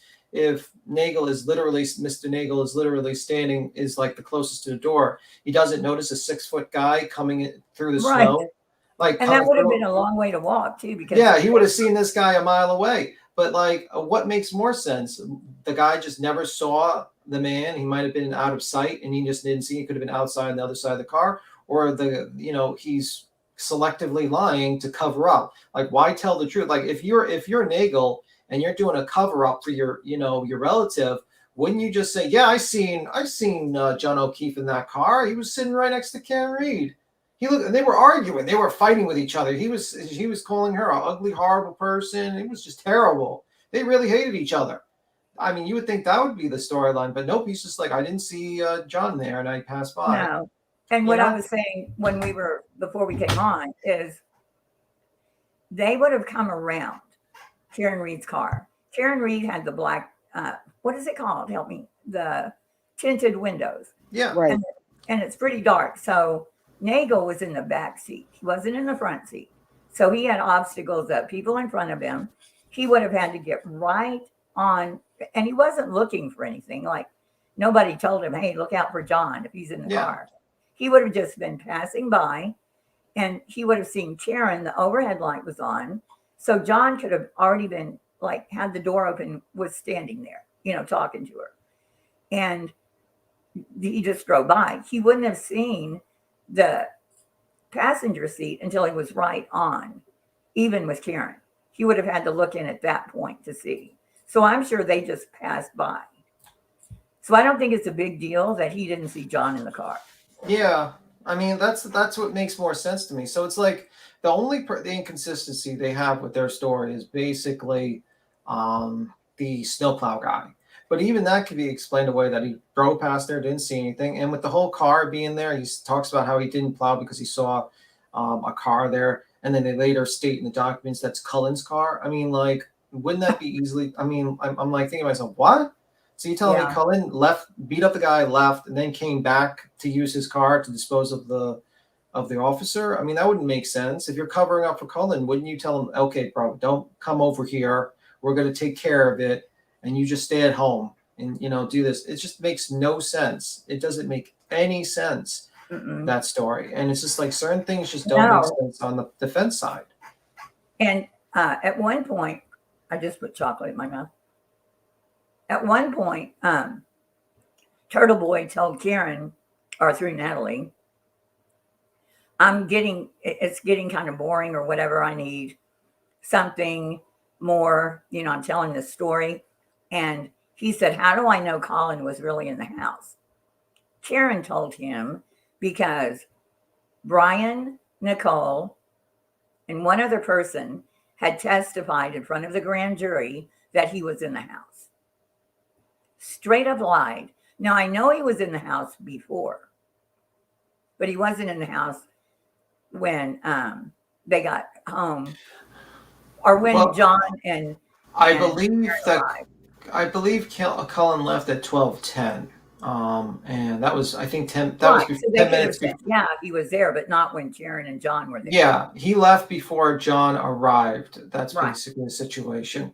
But that's why he went so hard on Colin, is because Karen told him about that. Yeah, he was in the house. They testified to it. Yeah, and that that is very fucking evil. I mean, you're talking about a 17-year-old kid that is now, with wasn't arrested, wasn't charged, harassed, attacked. People were posting pictures about him. People were posting pictures about his sister and his family. It's just like, it's fucked up, man. It's really fucked up. And unfortunately, and people scream. It's bad. And then people scream at me and says, well, Karen Reed's innocent. You shouldn't accuse her of being a cop. I'm like, well, you're on that side and you literally harassed 10, 11 people that haven't even been charged or arrested yet and presume that they're cop killers. Hi, Pecan. Yeah, and that's where the witness intimidation, because Clara kept saying, I don't see it yet. Where? He can talk to her if he wants to. Well, she's fueling him to harass witnesses. She's the one fueling it. Yeah, I mean, that just I mean, like she's sitting. I mean, she's sitting there while feeding him information and watching him live doing these things. Right, sending her, and Claire completely interprets this the other. You have to be stupid to believe the crap he was saying. But Turtle Boy would have to send his blogs to Karen, and she would have to approve them, not verify, approve. Yeah, so that means everything that Turtle Boy did was approved by Right. Karen Reed and their team. So that includes the harassment of witnesses Right. to a case. And his blog is horrible. So yeah, so she approved. Blair kept saying, "Oh, well, that's good journalism." I mean, he said something about deep throat and Jesus, like Yeah, he was comparing Turtle Boy to like Watergate. what Bernstein and Yeah, like the news reporters from Watergate. yeah, I was like, what? I Woodward heard and that. Bernstein. Ellie, Yeah. knock it off. He's mine. Oh my god. Yeah, that was so dumb. I sat there, I couldn't believe he said that. I'm like, bro, we clearly saw this guy harass the witnesses. I mean, like, That's not journalism. That's activism. He was, yeah, he's an activist at that point. That's even worse than gonzo journalism, actually. That might be Right. worse than that.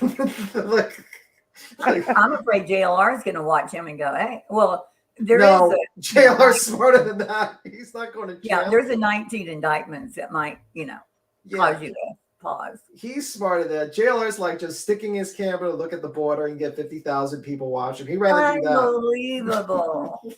It is unbelievable. He's a lot smarter than Turtle Boy. I want to see him cross a Darien Gap. Is it Darien? He's not doing that. He's just going to stick to There's the no way. He wouldn't make it. He's just, you know what? I think he found his formula, JLR. He's just going to go to these areas, film, and just like, basically that's it. And then just report on that. I think he found, but he's not as dumb as Turtle Boy. Like, he's way smarter than Turtle Boy because he already been to jail, JLR, and he doesn't want to go back. And I don't know how, like, one day he's in Texas, the next day he's in Idaho, the next day he's in, California. He's an alien, man. He is an alien. He's a straight up fucking alien. Qwerty. Stuff he's saying about the border, like, come on. Well, it doesn't matter. He's acting like he's the first one that ever saw Border Patrol cut the fence to let.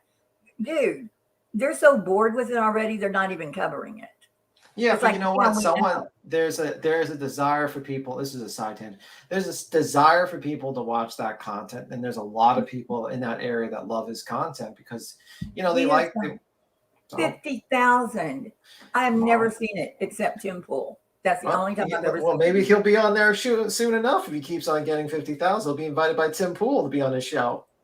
And I don't get it because the stuff he's saying about the trains and the military equipment and stuff like that. Come on. They were putting people at the border. Yeah. See, that's broke the hush.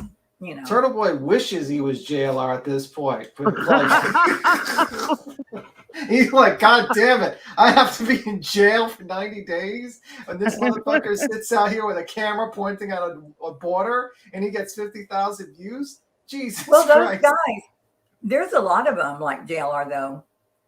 I was watching the Darien Gap. There's several videos. Yeah.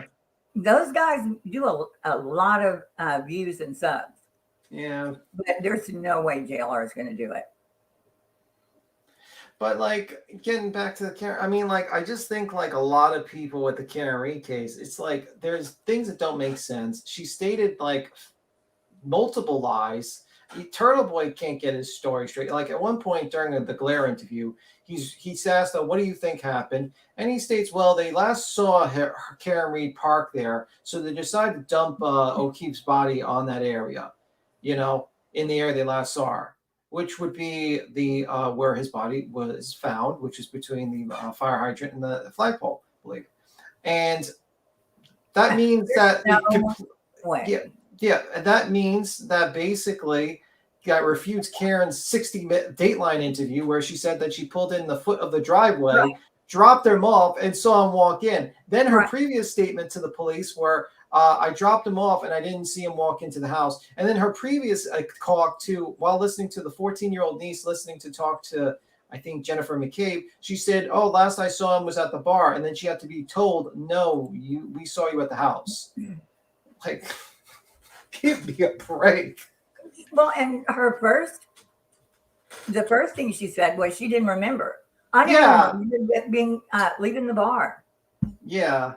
That was what she said to Jenn. I don't even remember leaving the bar. And she said, well, you did. Evidently. The thing though with truth and transparency. Oh my God. Tell me about that. So hard. We'll watch a little bit. Does she Can we strike? watch it? Yeah. Well, we could just talk. I mean, do you have like music in the background, like not like Queen does? I in the background? Yeah, do that. Okay, Play I'll that do in the background while you play her clip, and just do that shit. But she can still strike. No, it makes it tougher. It makes it tougher. Queen does that. You can try it, but it won't stick. It won't stick if you do like Queen does with the song. That's non-copyright. Make it a lot lower, and just play. I am. I just have to find. I have to hear it before I put it on. Okay, tell me. A little bit too loud, but a little bit. Make it a little bit lower. I know. I'm finding a song. Can you hear it now? Yeah. Is it good? Yeah, it's good. Okay, because she talks really loud. So Get Zen, guys. This is the Zen music. I don't know the first. Okay, so let's see. I have to find it. And oh my God, I was laughing so hard. But she gets real involved. It's like when she was in court, if y'all watch that. She just says a bunch of shit and mixes it up, and you're going, wait. What?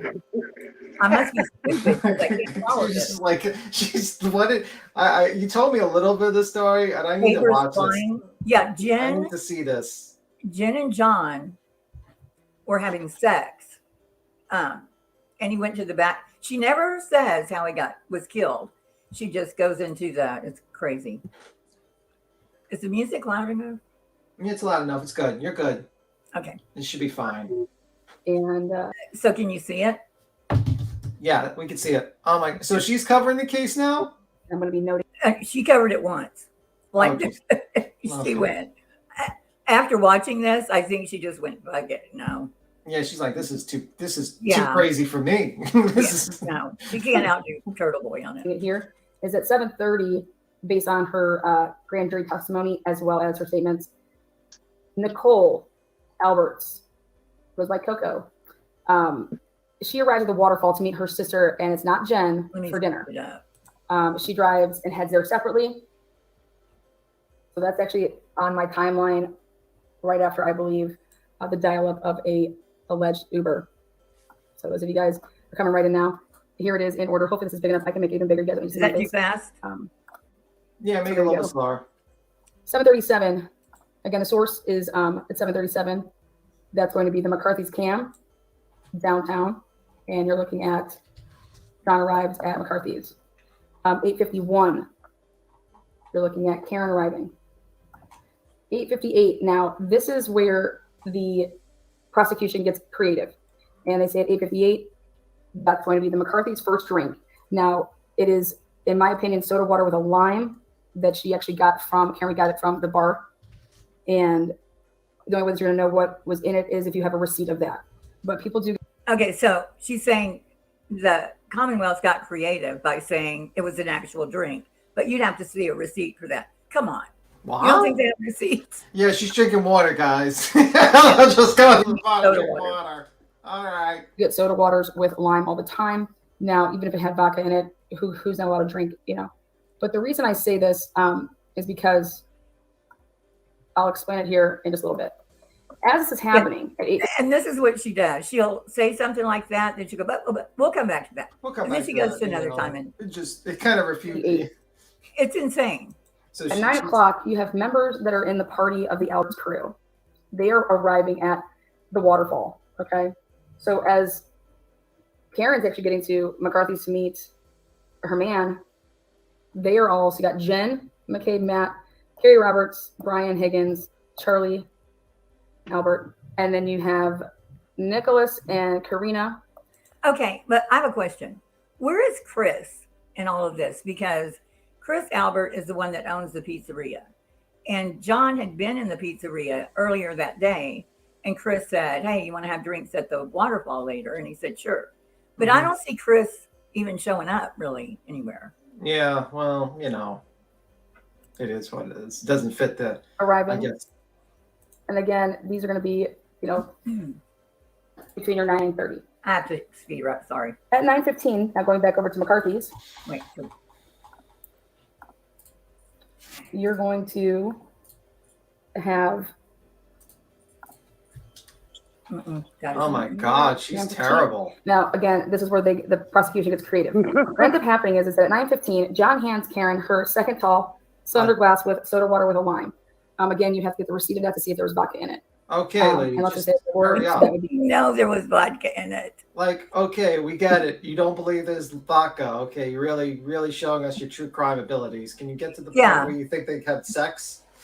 Well, I mean, she did this 5 months ago.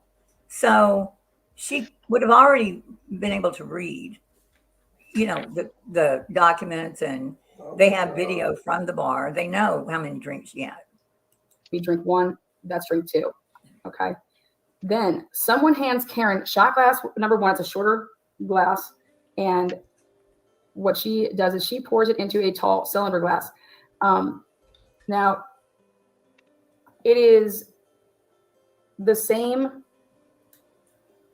shot glass. And I'll explain what I mean by that. So at 9:15, she pours it. She did it right there. Oh, Jesus Christ. Was this, and I'll tell you what I mean by that, but she never tells you what she means. Can we get She just- yeah, can we skip this part? Like, go to the part where she thinks they had sex with the couple. Oh, okay, stop. From the little glass into the bigger, taller glass. At 9:20, someone hands Karen shot glass number two. She pours it into a tall cylinder glass. Now,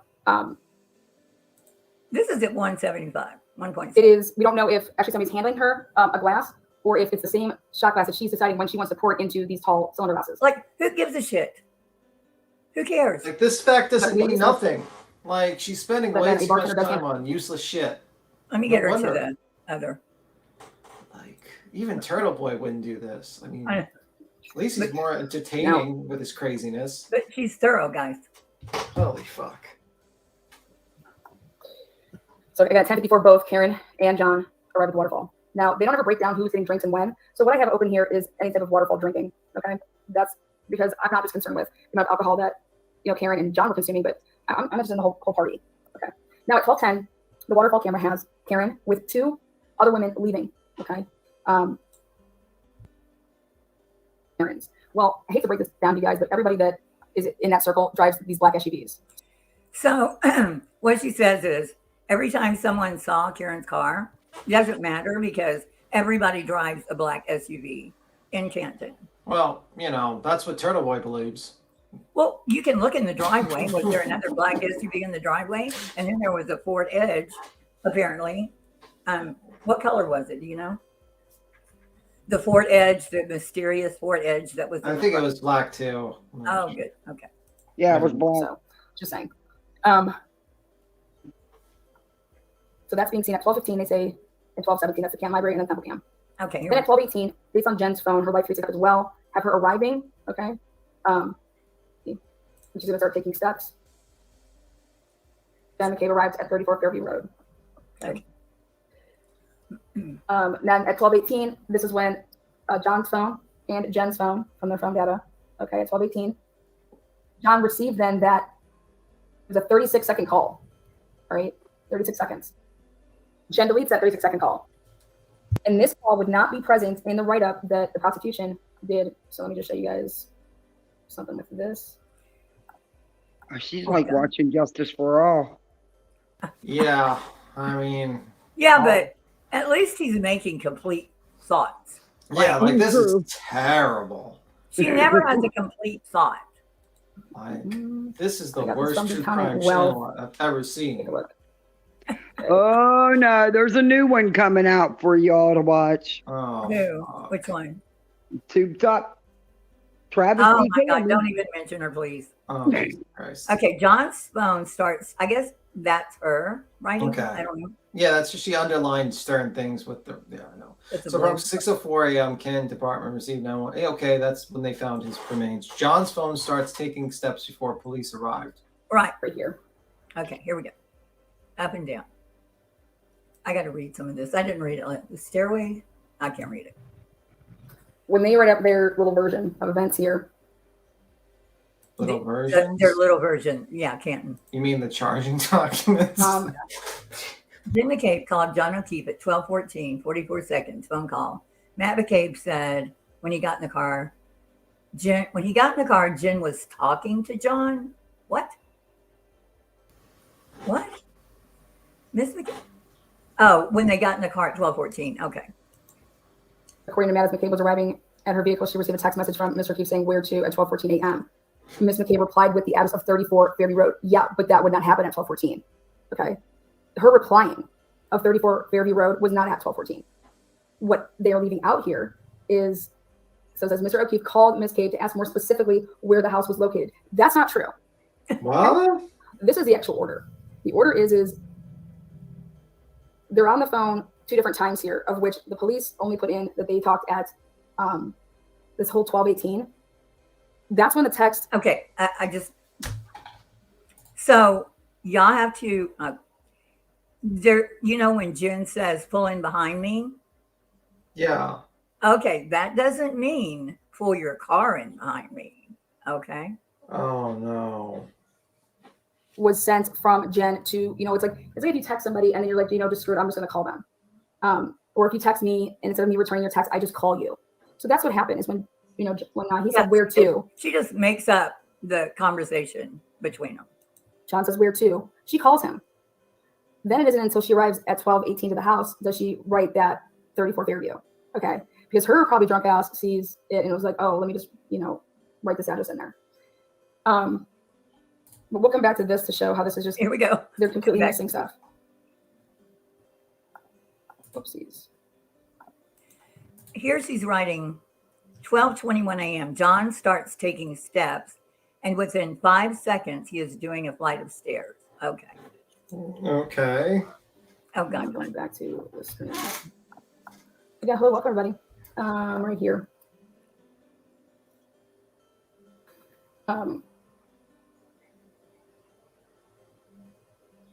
Okay, 12:19. The GPS pings John's location, and it says that John's phone pings for the first time in the area of 34 Fairview Road. Okay. And then 12:21, I have paid.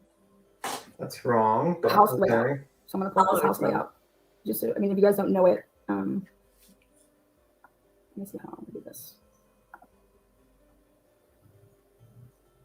Basically, right when you go into the house, you go in the front door, you have an option to just literally go right up the stairs. Okay. Okay. Somebody said when she started this in the comments, they said something she was showing said 34.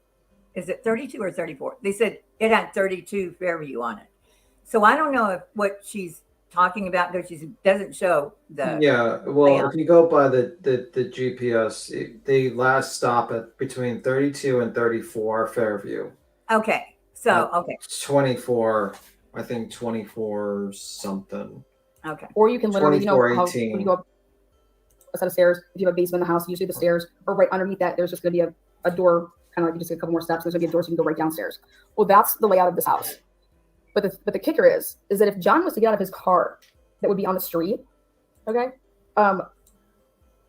he'd have to be running to get into that house. It'd be a flight upstairs, all right? Versus, let's say if John and Karen Reed pulled into the driveway, all right, and he gets out of the vehicle. Because the storyline is that they didn't know if it was the right house. And John was supposed to go in and make sure that it was the right house. And then she was supposed to then, he was going to like come and grab her and then they would go in. How does she know this? She doesn't. How does she know She's this? going against everything. Even Turtle Boy's like, what the fuck is she talking? Like, I'm just like picturing. When did she say that like John slept with McCabe? When did it's coming up. Oh my God. So he jumps out of the car and sprints into the house and just you has gotta hear sex it. with her like a marathon. Yeah. Like just goes in, runs into the house. And forgets Karen's out there waiting. It's just too important. I want you to keep that in the back of your minds here when this is being broke down. So 12:21, again, the highlight on it in 5 seconds. Then he's getting on the stairs now. it says that between 12:21 and 12:24, that's when all of the floors going up and down. Okay. And what I believe is that he goes down. Okay. Then he comes back up, and then he attempts to go halfway down and then back up again. He's fucking lost. Wow. A house he's never been to before. This He is runs earthquake. in and starts going up and down stairs. Just lets him in. Just starts running. Like they invite him in, and he starts just running up and down the stairs. Laying naked on the bed. He's being maybe he's being chased by the dog who's going up and down Yeah. the stairs. In the basement, You would second need to floor, have, I mean, first I'm floor. not qualified to be an expert, but that's the Okay. question for an expert, because when you talk about 3 floors, you know, you can't go, it doesn't make sense if John would have went, you know, down to come back up and he was to the upstairs part. I mean, that there would be a total of 4 and there's only 3. Yeah. So that has to be explained. Okay. You think? Oh But it all happens within the 12:21 to 12:24. Now, at 12:21, there's a text message though. Okay, 12, And that is John or Jenn texts John, you know, here. Okay. Okay. Texas John here, like here. Here. I'm here. And he's just going up and down the stairs looking for it. He's like, listen, I want to. We're gonna try to. Make a He's running. statement. This is He's running down up the stairs Yeah. too much. And like Brian's screaming to Jen, hey, text him And quickly to dogs bark. stop. Dogs Okay, bark. they He's pick like, up. stop. we were supposed to pick up his sister. His sister at 12 says, hey, I want to ride home, you know? Mm.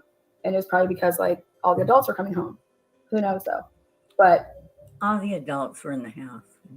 Okay. he arrives, and so therefore I put his time thought about arriving based on his statement that he was face to face with allegedly Karen Reed and John's SUV when it turned onto the road. Yes. So I thought John was in the house.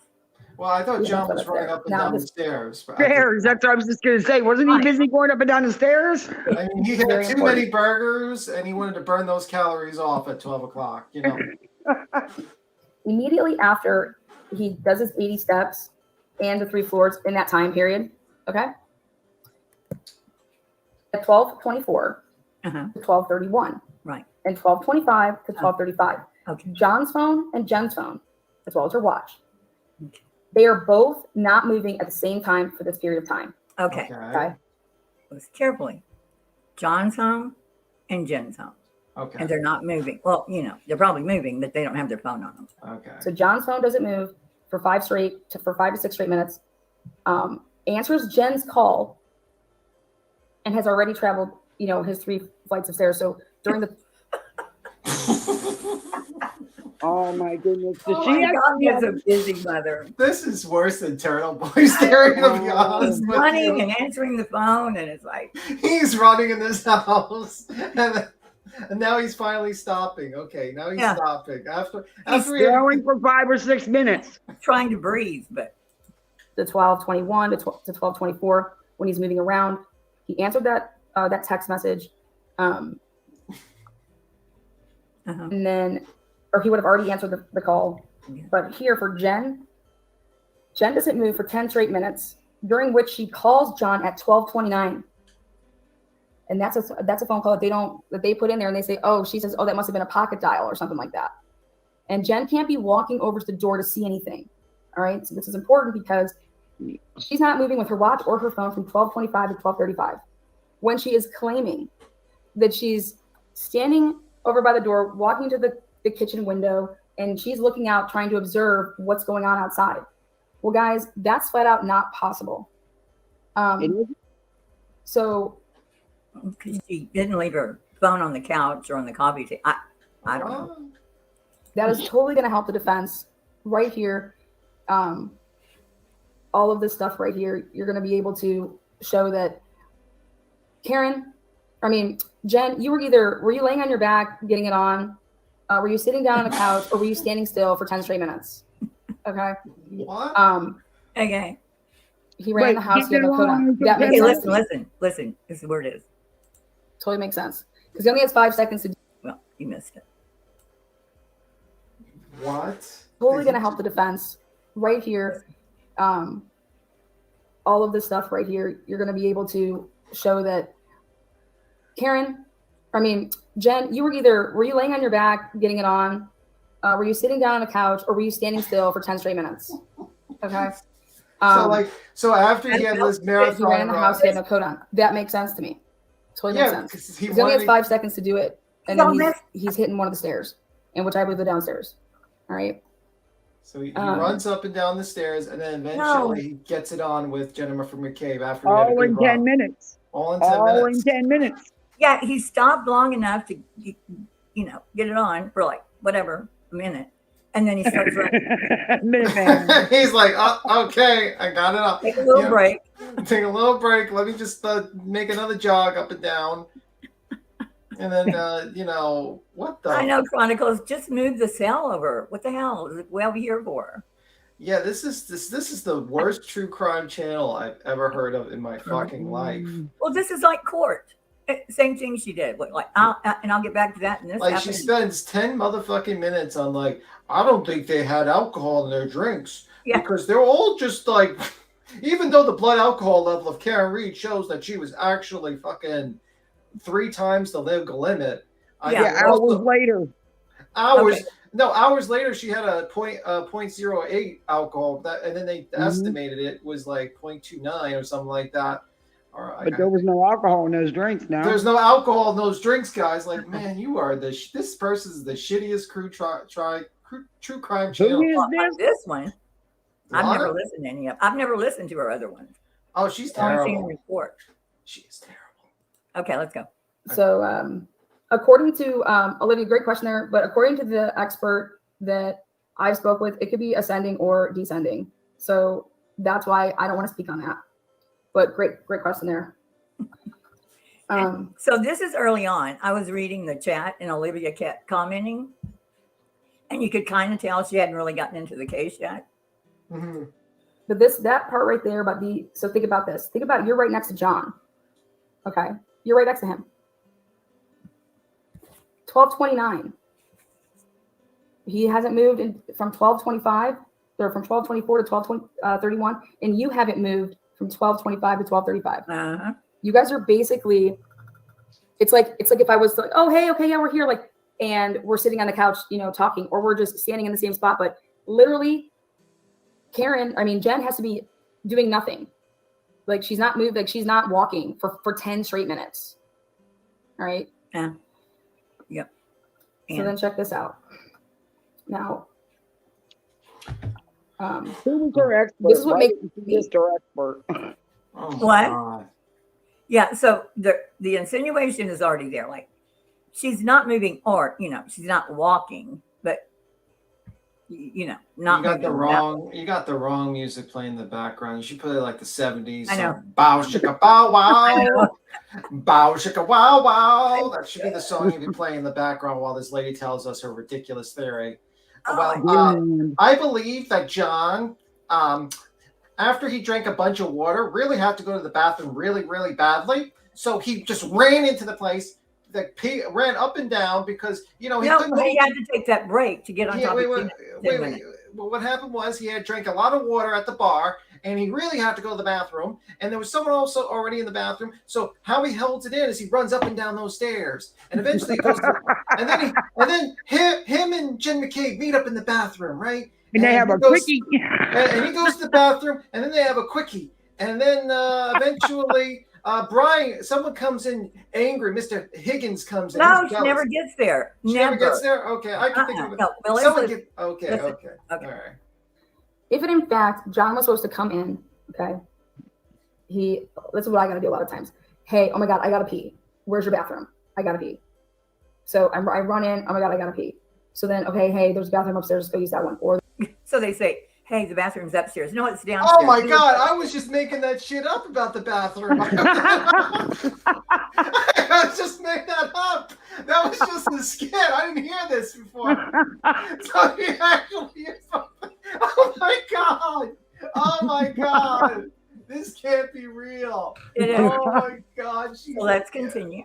There's a bathroom, you know what I mean? So immediately John goes to the bathroom. All right. And then after he goes to the bathroom, which would make sense, take a look at this. So 12:21 to 12:24, you know, he's getting out of the car. He's flying into the house. It's snowing, right? It's cold. And what do you do after you've been drinking? Oh my God, I gotta fucking pee. So he goes and he uses the bathroom. Right. Then so he pees. He comes out. Right. And then he would go down the stairs or up the stairs and comes back down.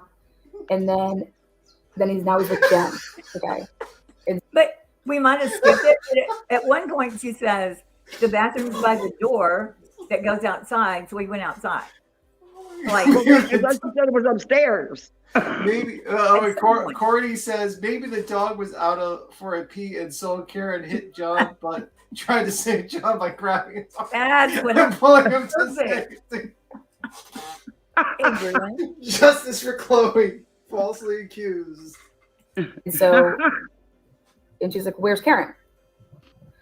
Oh, well, she's outside. She wanted to make sure that I had the right house or whatever. Okay, and because he takes steps after he does the floor. After he does the floor, he's like, "There's like 30-second different here." So after he's done with the floors that he does, he still has 30 seconds where he's making his steps. Okay. And if it is true that he is supposed to go and tell her to come back inside, all right. Now the layout of the house is that there's a bathroom back by the back door, all right. And if this is true, and he went over there, and then Karen's over there or Jenn's over there, and so she tells him to go out the back door, because it's just right there. Oh, I'll just go out here and I'll go grab her, okay. But if he goes out the back door, that's where the dog would be, okay. And in the grand jury testimony, what happened was when Brian got home, he let his dog out to go to the bathroom. All right. So during the grand jury testimony, he says and he testifies, Brian Albert said, that's what you do when you come home. What do? You go and you get your dog and let your dog out. And it's a fenced in yard, so your dog's just out there. And so if John went out the back, just not, you know what I mean? Everybody's drinking, right? I think everyone's pretty fucked up. That's just my personal opinion. Wait a minute, I thought they were all drinking water. Right there, but she told him to go outside. Yeah, but wait a minute. Didn't Lana just tell us the greatest true crime detective and she is Idaho 4? Yeah. Didn't she say everyone was drinking water? Now I know who she is. Okay. Didn't she tell everyone that everyone was drinking water at the bar? So why are they all fucked up? Karen was, but I don't know about John, but Karen was. Okay, but I thought everyone was like good Christians drinking water at the bar, you know? What I don't get is the bathroom is right there, but Jenn tells him to go outside. Yeah. But she's like, you know what? Piss in my friend's backyard. Just on the dog. Just take a... Yes, she and has an altercation. Well, that's why the dog went at him, because the dog was mad that he was interfering with the dog's time outside going to the bathroom. Yeah, I missed this little part right here. Yeah. So after he ran up and down the stairs, Jenn's like, you know what? The bathroom is occupied.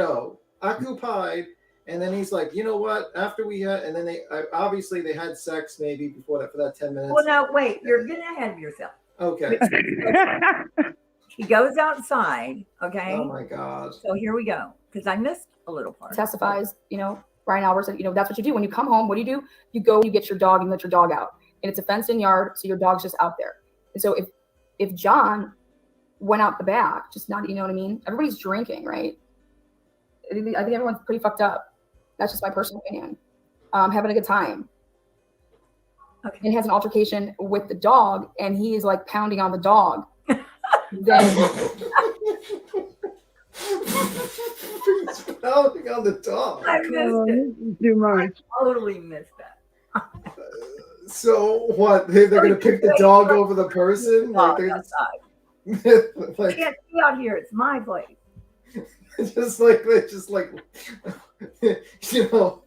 Cullen and Albert just run over to defend the dog at this point. Poor John. Okay.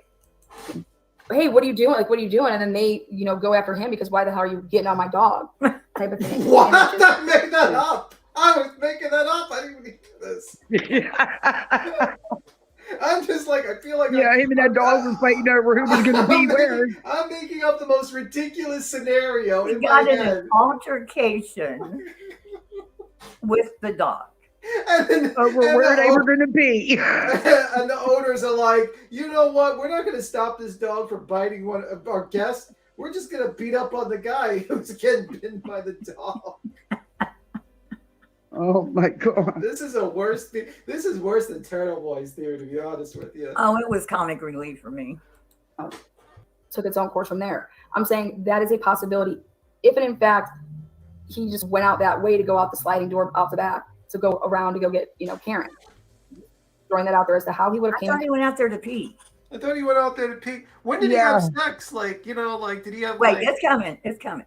How do you have time to do all this when he was fighting with the dog? Wait a minute. So he's gonna have sex after he got bitten? I don't by the know. dog? It's kind of blurry, but Okay. hold on. It's kind of blurry. A little. So moving on though, just to keep that in the back of your minds. But the most important thing here though is that Hold on, Jen's hold phone. on. I'm gonna put this up here. Oh, you can't. Wait, can you see it? I think so. Hold on. Cordy has it figured out here. You know how in StreamYard, all the comments are like. It says, I think the dog grabbed John's phone, jumped 12 feet playing, then ran the steps, then went back to John, put the phone under John. Fucking Chloe, man. That dog is devious. That dog is an evil creature. In her watch, they don't move. They don't. Right, 10 straight minutes. So the Okay, again, he goes outside, gets in an altercation with the dog. Then she goes to, they don't move. Remember, 10 minutes. They don't move. How do you get into an altercation and not move? Well, she's saying neither one of them. Just listen. of which I'm going to show you. They're trying to say, which is, so check this out. This is their version of events. Let's share the screen. Again, I got this from the Commonwealth. All right.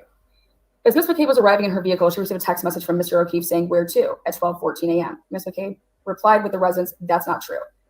She got on the phone. Mr. O'Keefe called Ms. McCabe to ask more specifically where the house was located. While inside the residence, following her arrival there, Ms. McCabe observed a black SUV consistent with Ms. Reed's vehicle. Everybody had black SUVs. A 2021 black SUV. Well, guess what? She, in her interview with all the actual police officers that were on scene, she says, "I am horrible with cars. So when I looked out, I couldn't even tell you what the make and miles. I'm horrible with cars." That's what she says to the officers. Okay? That she doesn't do well with that type of stuff. All right. So saying it's a black SUV isn't exactly giving you the make and model. Yeah, I mean, I think everyone knows what a black SUV is, including Turtle Boy when he did the famous, I think there are black SUVs everywhere, when he was paranoid of being arrested. I know. There's 25 officers on here. Yeah. And this whole thing that, and Josh Levy was the one that had to reassure him, no, there's no grade coming to, Yeah, well, there's no FBI raid. He was just a little too late about it. That's all. Which was kind of funny. That she is no. From her vantage point at the front door of the home, see that right there? From her vantage point at the front door of the home, I don't know what bullshit, because she was not walking or moving for those 10 minutes. Okay. Okay. She is convinced that Jenn did not look out the window because the phone didn't, I guess. Okay. Walking. Then Ms. McCabe texted Mr. O'Keefe at 12:31 a.m. stating, "Hello." Now, mind you, remember, wait on it. Let's go back to my thing now to show you guys that this is not, in fact, the case. Think about her texting at 12:31 to say hello. Yeah. All right. So stop sharing. Share this one. Jesus Christ, this lady's the most disorganized motherfucker I've ever seen. No, I am, but wait on it. Well, I'm about second on that one too.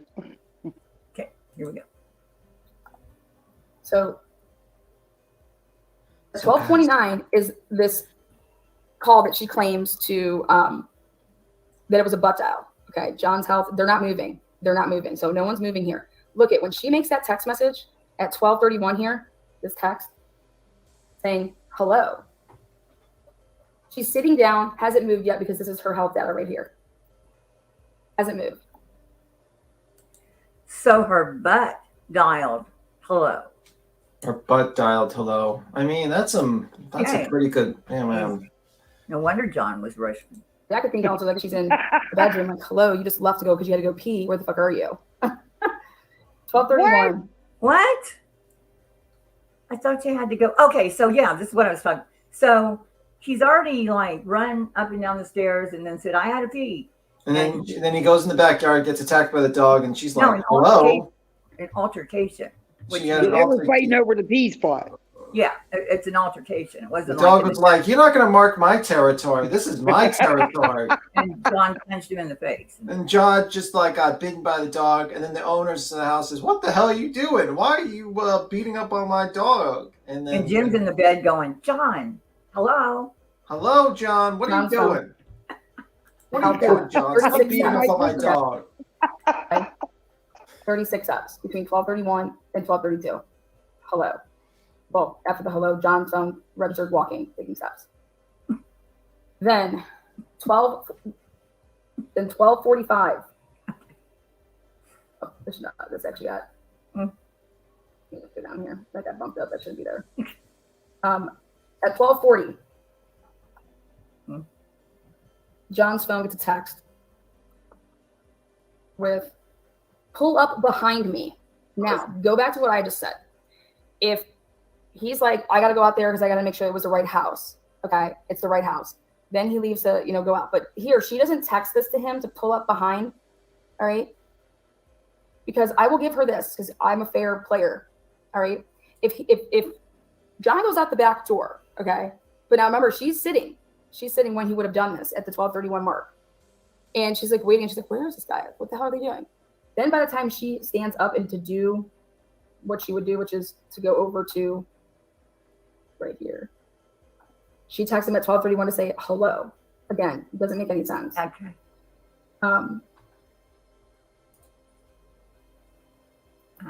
12:40, which would have been 5 minutes after she got up from moving, or from sitting or standing in the same position for 10 straight minutes. 12:40. This is on John's phone. She texts him and says, pull up behind me. He began walking and taking his steps at 12:31. Again, to like. Okay, so John's busy doing all this stuff. She's sitting there. She's not, for some reason, just says, pull up behind me. But John's already out of the car looking to go back and tell Karen and the dog altercation, and he's got to pee, and so leave out the house. Then this whole thing, pull up behind me. Now, I believe it could be one of two things. What I just said, which is, well, she can just pull up behind me, like, whatever. Or, you know what that meant, right? Whatever, pull up behind me. Jesus Christ. We do this all the time as humans. She texted the wrong person. Okay. There were people coming over there that night. All right. People text the wrong people all the time. And so this pull up behind me, was it actually intended for somebody else? Next, 12:41. And now this is where she goes crazy deletions. Jenn then calls, McCabe calls John, goes unanswered at 12:41. Okay. But at 12:40, she's telling him. That's a deleted call. 12:41 again, and this would be like 50 some seconds. She begins walking. 15 steps in those 2 minutes. 12:41 calls. 12:41 calls. Wait, he begins walking? Is that what you said? He doesn't begin walking. He doesn't walk. He doesn't walk at like 12:35, 39. He stops walking. What is she talking about? Who's I think This she is said him. she started walking. Yeah, but like John doesn't start walking again. Like his doesn't work. It doesn't go on until like 6 o'clock in the morning. Like, what is she talking about? Like, I see like Jen McCabe stuff starts walking, but like, Yeah, she doesn't start walking for 10 minutes. Okay, gotcha.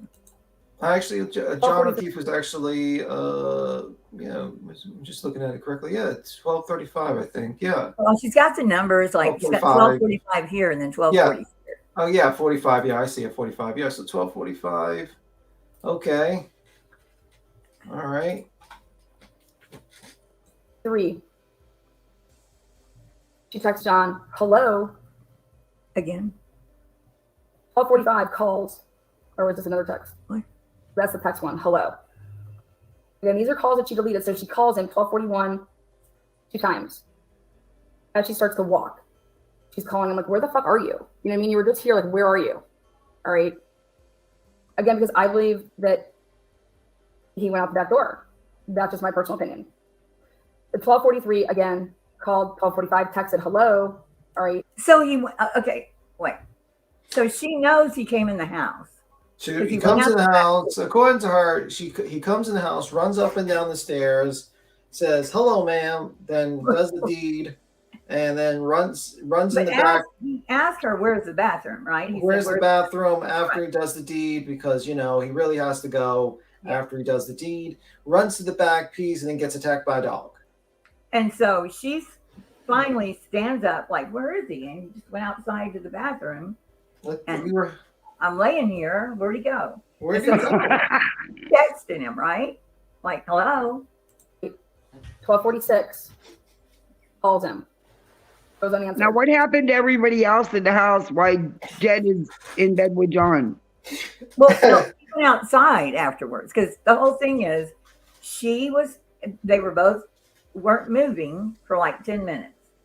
And then he goes to the bathroom outside, gets in an altercation with the dog. She's still there, wherever, and is like, hello, like, are you coming back? And that's where we are here.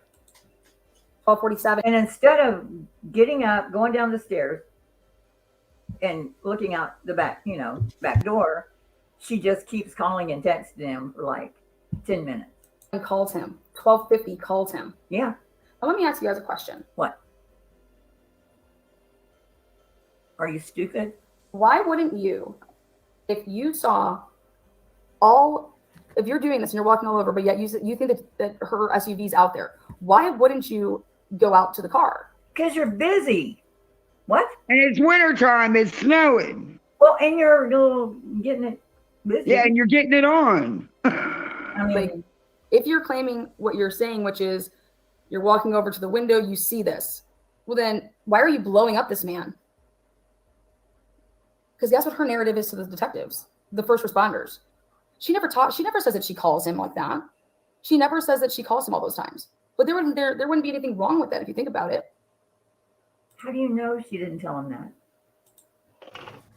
Oh my God. And I have a question. Where was everybody else that was in the house when all this was going on?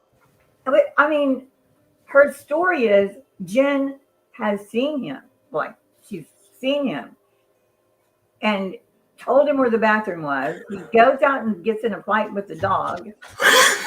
And then what? And then And they Jen's got husband married. and all them's there, and they don't care that they're upstairs getting it on. Okay. Well, I guess once he got in a fight with the dog, Oh my then God. he ran to Karen, bleeding with the back of his head, runs out to the car and says, "It's the right place, but go." And she said, "You're bleeding all over my car. Get the fuck out," right? And threw him out. There's a conspiracy. What's wrong with that? Jesus Okay. Christ. How did he get the skull fractures from a fight with the dog? Because Did the dog have a bone? the dog attacked him. He headbutted him in the back of his head. I don't know. Okay. This lady is fucking chock full of crazy. I mean, like, Calls. like okay, so What was that comedian that would say, "Yeah, that's it. That's it." The liar or something like that. He Hit his head on the stairs. That's it. That's the ticket. To know that she deletes the calls because they ran a forensic download of her phone on February 2nd. You understand that? February 2nd. She deletes 17 calls that she made to John's phone, this woman. She deletes all of her calls to Karen except for 1 or 2. This is the least amount of people I've had in a live. Oh, God. Well, that's because a couple of people are gone live for. Yeah, there's some. All burnt toast too, you know. Yeah, then you have everyone. Yeah. They don't know what they're missing. No. I was actually going to go off at 8, so that, I mean, if y'all want to go watch burnt toast or. Oh, no. I'm fine. I'm good. Fine. The whole thing just proves that Lana has very limited interaction with males. This scenario would never happen. Yeah. 10 minutes? I mean, Lana's sex life. I'm sorry. I mean, whatever. 10 minutes is a very long time. What are you talking about? Protocol says this whole thing just proves that Lana has very limited interaction with males. This scenario would never happen. It would never happen, especially if you have to pee. Yeah, 10 minutes is a fantastic amount of time. What are you talking about? Well, we'd have a serious problem. Wait, what? Oh, jeez. And while we're talking, it 69 people. Oh, no. Jesus Christ. Okay, here we go. We're going to get it done. Between 12:50 and 2:27, I'm still. I'll be uploading that stuff. But at 2:27, she does that. Okay, Lana, you notice John's not moving for like all this time. He's not moving. She doesn't even mention it. How long does it take to die in the cold? And she deletes that. Okay. And now the prosecution is saying that the reason that they don't have that is because the defense used a newer version of a extraction with like Cellbrite or whatever. Good luck. She even do anything, any kind of, I think someone sent this to her and she says, oh, I can wing it. You don't have to tell me. I know. Yeah, I think most likely she thought, like, she probably saw Sleuthy Goosey's timeline and she's like, you know what? I'm just going to pick and choose and create a time, like my own timeline. And I'm going to be really smart about it. And then she epically fucking failed in everything she's ever done. Oh, yeah. She said some stuff in here. I'll try to get through. Very, very, very interesting. But these calls right here, they would be deleted on, I'm sorry, this is actually from, this is from John's phone, but these are not found in Jen's phone because she deleted them, but they're found in the extraction. But this call is out of order. And so Alan Jackson needs to look as to why. That was weird. I did notice one of the calls was completely at 6:58, John's health 1-4, 6:43 1-4, 6:47. Jenn doesn't move for 13 straight minutes because she was being interviewed in the Alberts residence. Okay, with the Alberts. Now, which is, they did go in and interview them, but what I keep hearing all the time is they didn't even talk to the Alberts that night. They never even talked to them, but they did. Scath or Scarath or whatever, the officer, he went in and talked to them. Right. You guys remember how? But everybody says they weren't talked to. Oh, the Albert said that we didn't even know. We didn't even know that John and Karen were coming over. Well, that's a bunch of fucking bullshit because it's in a report that you did. Okay. So anyway, there's nothing else. I just thought that was fun. This was absolutely. She does say at the Karen has a scheduled hearing. I know she is the best there is at doing this. The best. What? Yeah, I think it's right here when that message. She's the best around. And what was his plan? I'm like, Ouch. There's something mentally wrong with Jenn. And if I was a betting woman, okay, did Jenn have the hots for John? She's disgusting. Well, you just said they had a quickie. I actually, to be fair, I actually thought the same thing. Not that they had a quickie, he ran up and down the stairs and the dog beat him up. But I thought, You sure? Yeah, but you know. Yeah, But I we did thought, question why that is months ago whenever we went over the timeline about the deleted calls and how many times she was calling him and stuff. it was We did weird question to that. me. You know, I don't know. They knew each other for like years, right? She and John. So maybe she was just worried. She knew Karen was a little, or maybe it's like, why are you not coming in? Why? But after a while, you figure he's not coming in. You know, so I don't know. That's always kind of weird for me that she called so many times. But at the end of this, she's going to get some big expert. She's going to go to Massachusetts and take, she named some big well-known expert, and she's going to get him to come along with her. But she didn't do anything else after this. Not one more video. She was done. Probably because everyone like listened to this lady's wackadoo fucking explanation and said, "Man, this lady is as dumb as a bag of fucking rocks." And this explanation is the dumbest thing I've ever heard in my goddamn entire life. Yeah, I've never listened to any of her. I mean, I thought she has a lot of subs. Yeah, because people love conspiracy theory bullshit, and she loves to say it. This got 5.8 thousand views. Oh, what? Comments. Wow. Oh wait, we got to see this. I'm doing it all wrong, man. I need to talk about quickies and stuff and dog fights and stuff over territory. It's not hard. It's really not that hard to come up with insane. Look at the comments. Great work. Karen Reed is innocent. Jenn McCabe is a serial liar. Go look at the original. Yeah, please go look at the police report. She stated she saw Karen and John pull up. Blah blah blah. So glad you're shedding more light on the ridiculousness.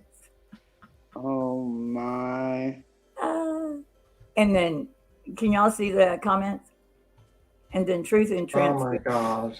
See, this is just the beginning. The storm is coming. Well, it wasn't just the beginning. It was the end. It was Hurricane the end. Atlanta about to come through. That's it. I'm totally changing it up.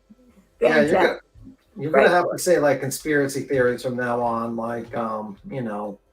This is great. Amazing. This makes me not believe any of the comments on my video. Yeah, I question if they're actually breathing, like they actually have like a brain, because it's they just don't. crazy.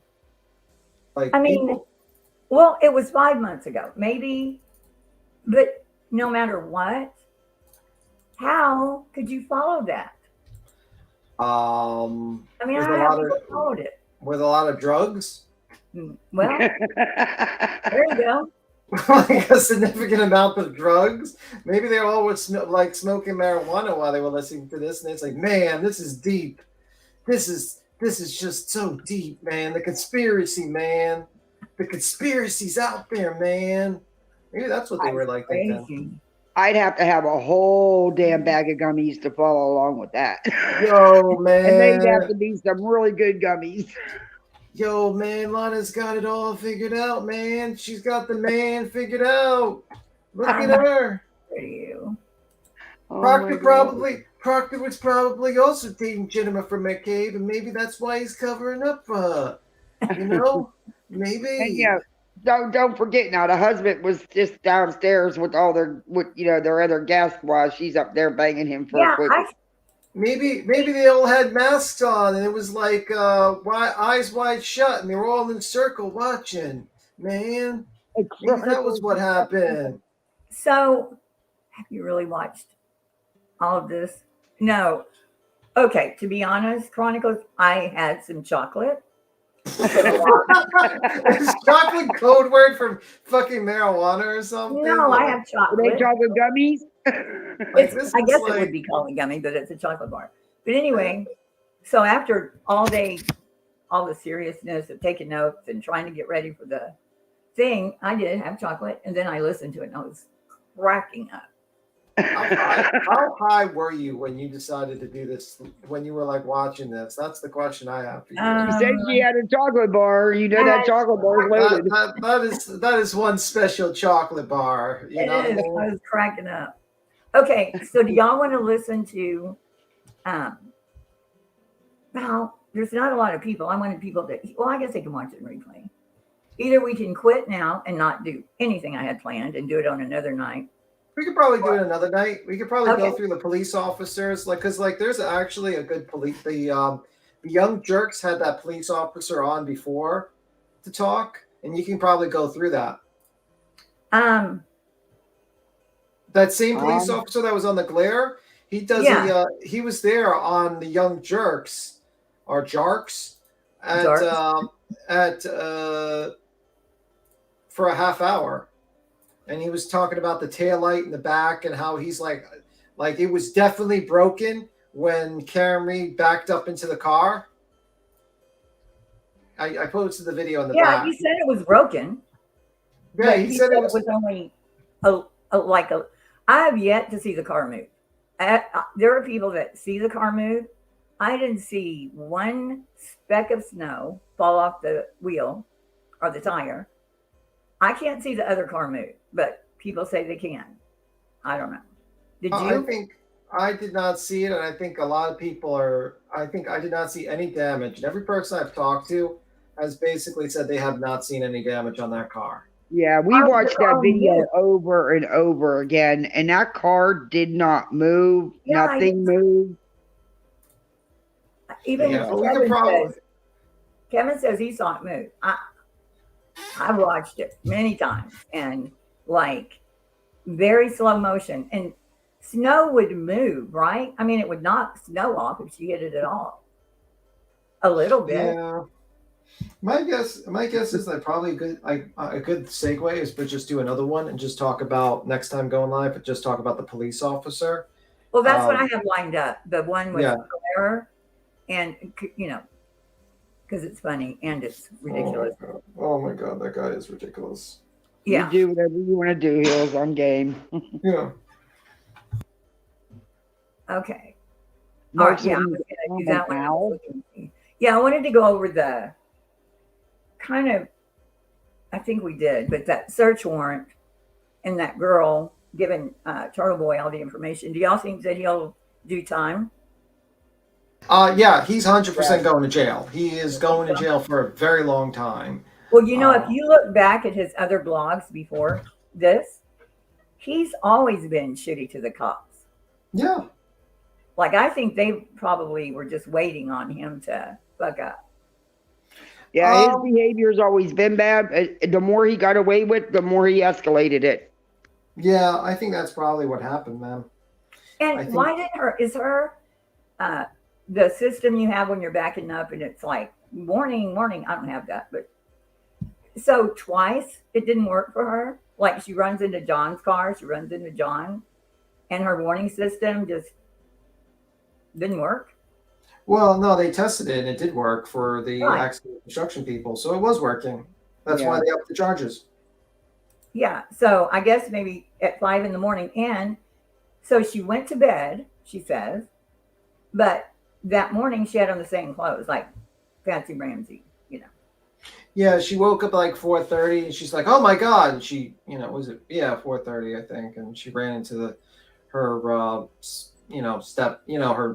John's stepdaughter.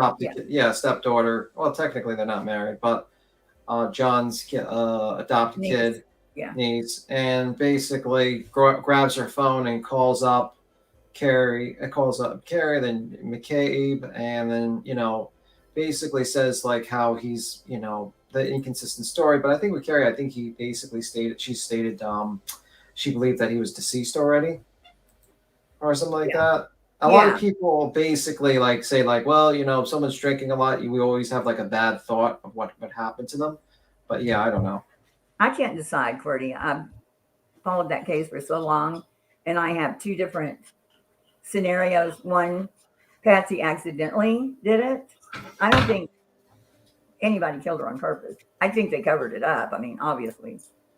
But I think probably Burke hit her in the back of the head. She wasn't bleeding because the wound, it was under the scalp. They didn't know that crack was on her head 6 inches until they pulled her scalp away. But obviously she was out. and they couldn't figure out what happened. And they just covered it all up. Like Burke probably, said, I don't know, I hit her with this mag light and she just went down.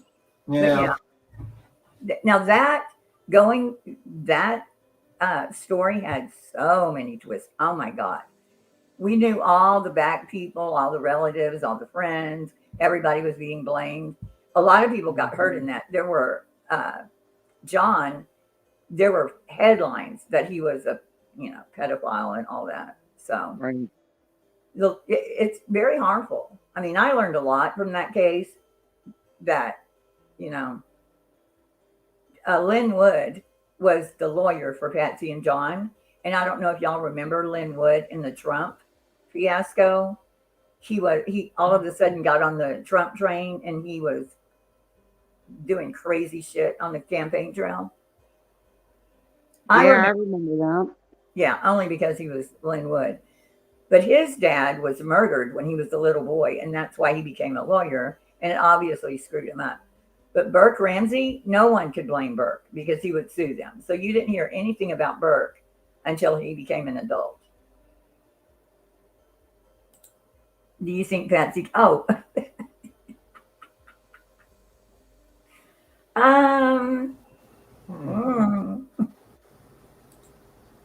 I know, poor John Bonet. I mean, Yeah. what? Yeah, that was very obvious, but it just became. I have an It's amazing how they never charged anybody with that. They never. No, and cleared the parents, which was bullshit. Yeah. It was only 3 people besides her in that house. Yeah. Yeah. Yeah, and anytime they ever said, like the guy in Amsterdam that said he did it, and they brought him back, Trisha and I followed that case. Like, that's where we met, was on the John Bonet case. And what was that guy's name? And my mom calls me and she said, I told you somebody else did it. They've got this guy. No, he didn't. No, he didn't. Watch. He didn't. Nobody else did it. It was one of the people in the house. Yeah. Period. I mean, they never even had any real signs of anybody breaking into the house. What they say, because there was people in and out looking at Christmas decorations, so somebody came in and hid. Yeah, and John broke that window because he didn't have his keys with him. So he broke the window, climbed in, and he admitted he broke the window. Lou Schmidt, the famed detective, his claim to fame was he solved a cold case of this little girl. I forget her name. Mm-hmm. He didn't solve it. DNA became that. They found the guy because of DNA, not because of detective work. They were going through cold cases and they go, oh my God, we got to hit it. And that was his claim to fame. Yeah, they would have found foreign DNA on her or something, and they didn't. Well, they found touch DNA. Yeah. And what a lot of people, and the guy wrote a book, I can't remember his name, and it's been within the last 5 years. And we had always thrown this around, but the people that packaged the underwear, because they said it was on her underwear and they couldn't figure out whose it was, they'll never do it through DNA. And it's because the DNA under her fingernails, is one of them, was degraded. Like there was too much under her. They couldn't get one profile. They'll never say who it is because there's not enough. There's not a clear, unless it, who knows, 10 years they might. Yeah, you'd think with with the technology and being able to do so much more with DNA that they could, extract enough. Well, they're not, they've gotten all they're going to get. And the reason they won't just keep testing it every time John writes a book and says, oh, we need to test the DNA again, and he makes a big to-do about it, they only have so much. So the testing they have now is the same testing they had before. And so they would waste it. I'm sure he would like for it to be gone, just in case they do come up with a way, But he'll write a book and he does talks, I guess, at universities and whatever. And I don't know if you saw Burke on Dr. Phil. Yeah, I did. Hey, I wa- Queen Bee. Yeah, we've already, Queen Bee, we went over, I don't know if she's still here, she runs in and out. We went over truth and transparencies Oh my God. theory. Oh my God, that woman. She just Yeah. says the dumbest thing as I ever just said in my I life. still can't get over the quickie. Yeah. She John like apparently- truth and transparencies. Original theory was John goes there. They drop her off. He runs into the house. He runs up and down the stairs for like 3 minutes. Gets in a fight with the dog. Gets in, then decide like McCabe tells her, go to the back, go to the bathroom in the back. He goes, tries to take a piss outside. Dog attacks John's arm. Then he runs up after his arm's bleeding, I guess, and she's like, "Whoa, you are very." After he has a fight with 3 other guys and dog, you're so good looking. And then they have a quickie upstairs for 10 minutes, and then like eventually he's just damn, he's not feeling too well, maybe because he's like beat up. He passes out, and they're like, "Oh my God, he's done for." And then they all decide to be like, "What are we gonna do?" And then they all have an idea. Let's just put him out in the front. Let's wait 2 hours, see if he wakes up. And when he doesn't wake, if he doesn't wake up, we'll just throw him in the front to freeze to death. Yeah, that's her theory. She never got to the only just that he got in an altercation with the dog. She never got to what happened, like how he got in the front. You know, the big conspiracy. Never got there. Oh my gosh. All right, guys. Well, I'm gonna shut it down. I'd love to sit here and talk. All right, we'll do this. All right, you know, dear. whenever. Thank you for letting me out. Thank you for letting me up, Hills. For having me up. Whenever, man. You have a good one, guys. Okay. Bye. See you later, BTim. Bye. Night. Bye. I have to turn this music off. And bye, guys. Bye-bye.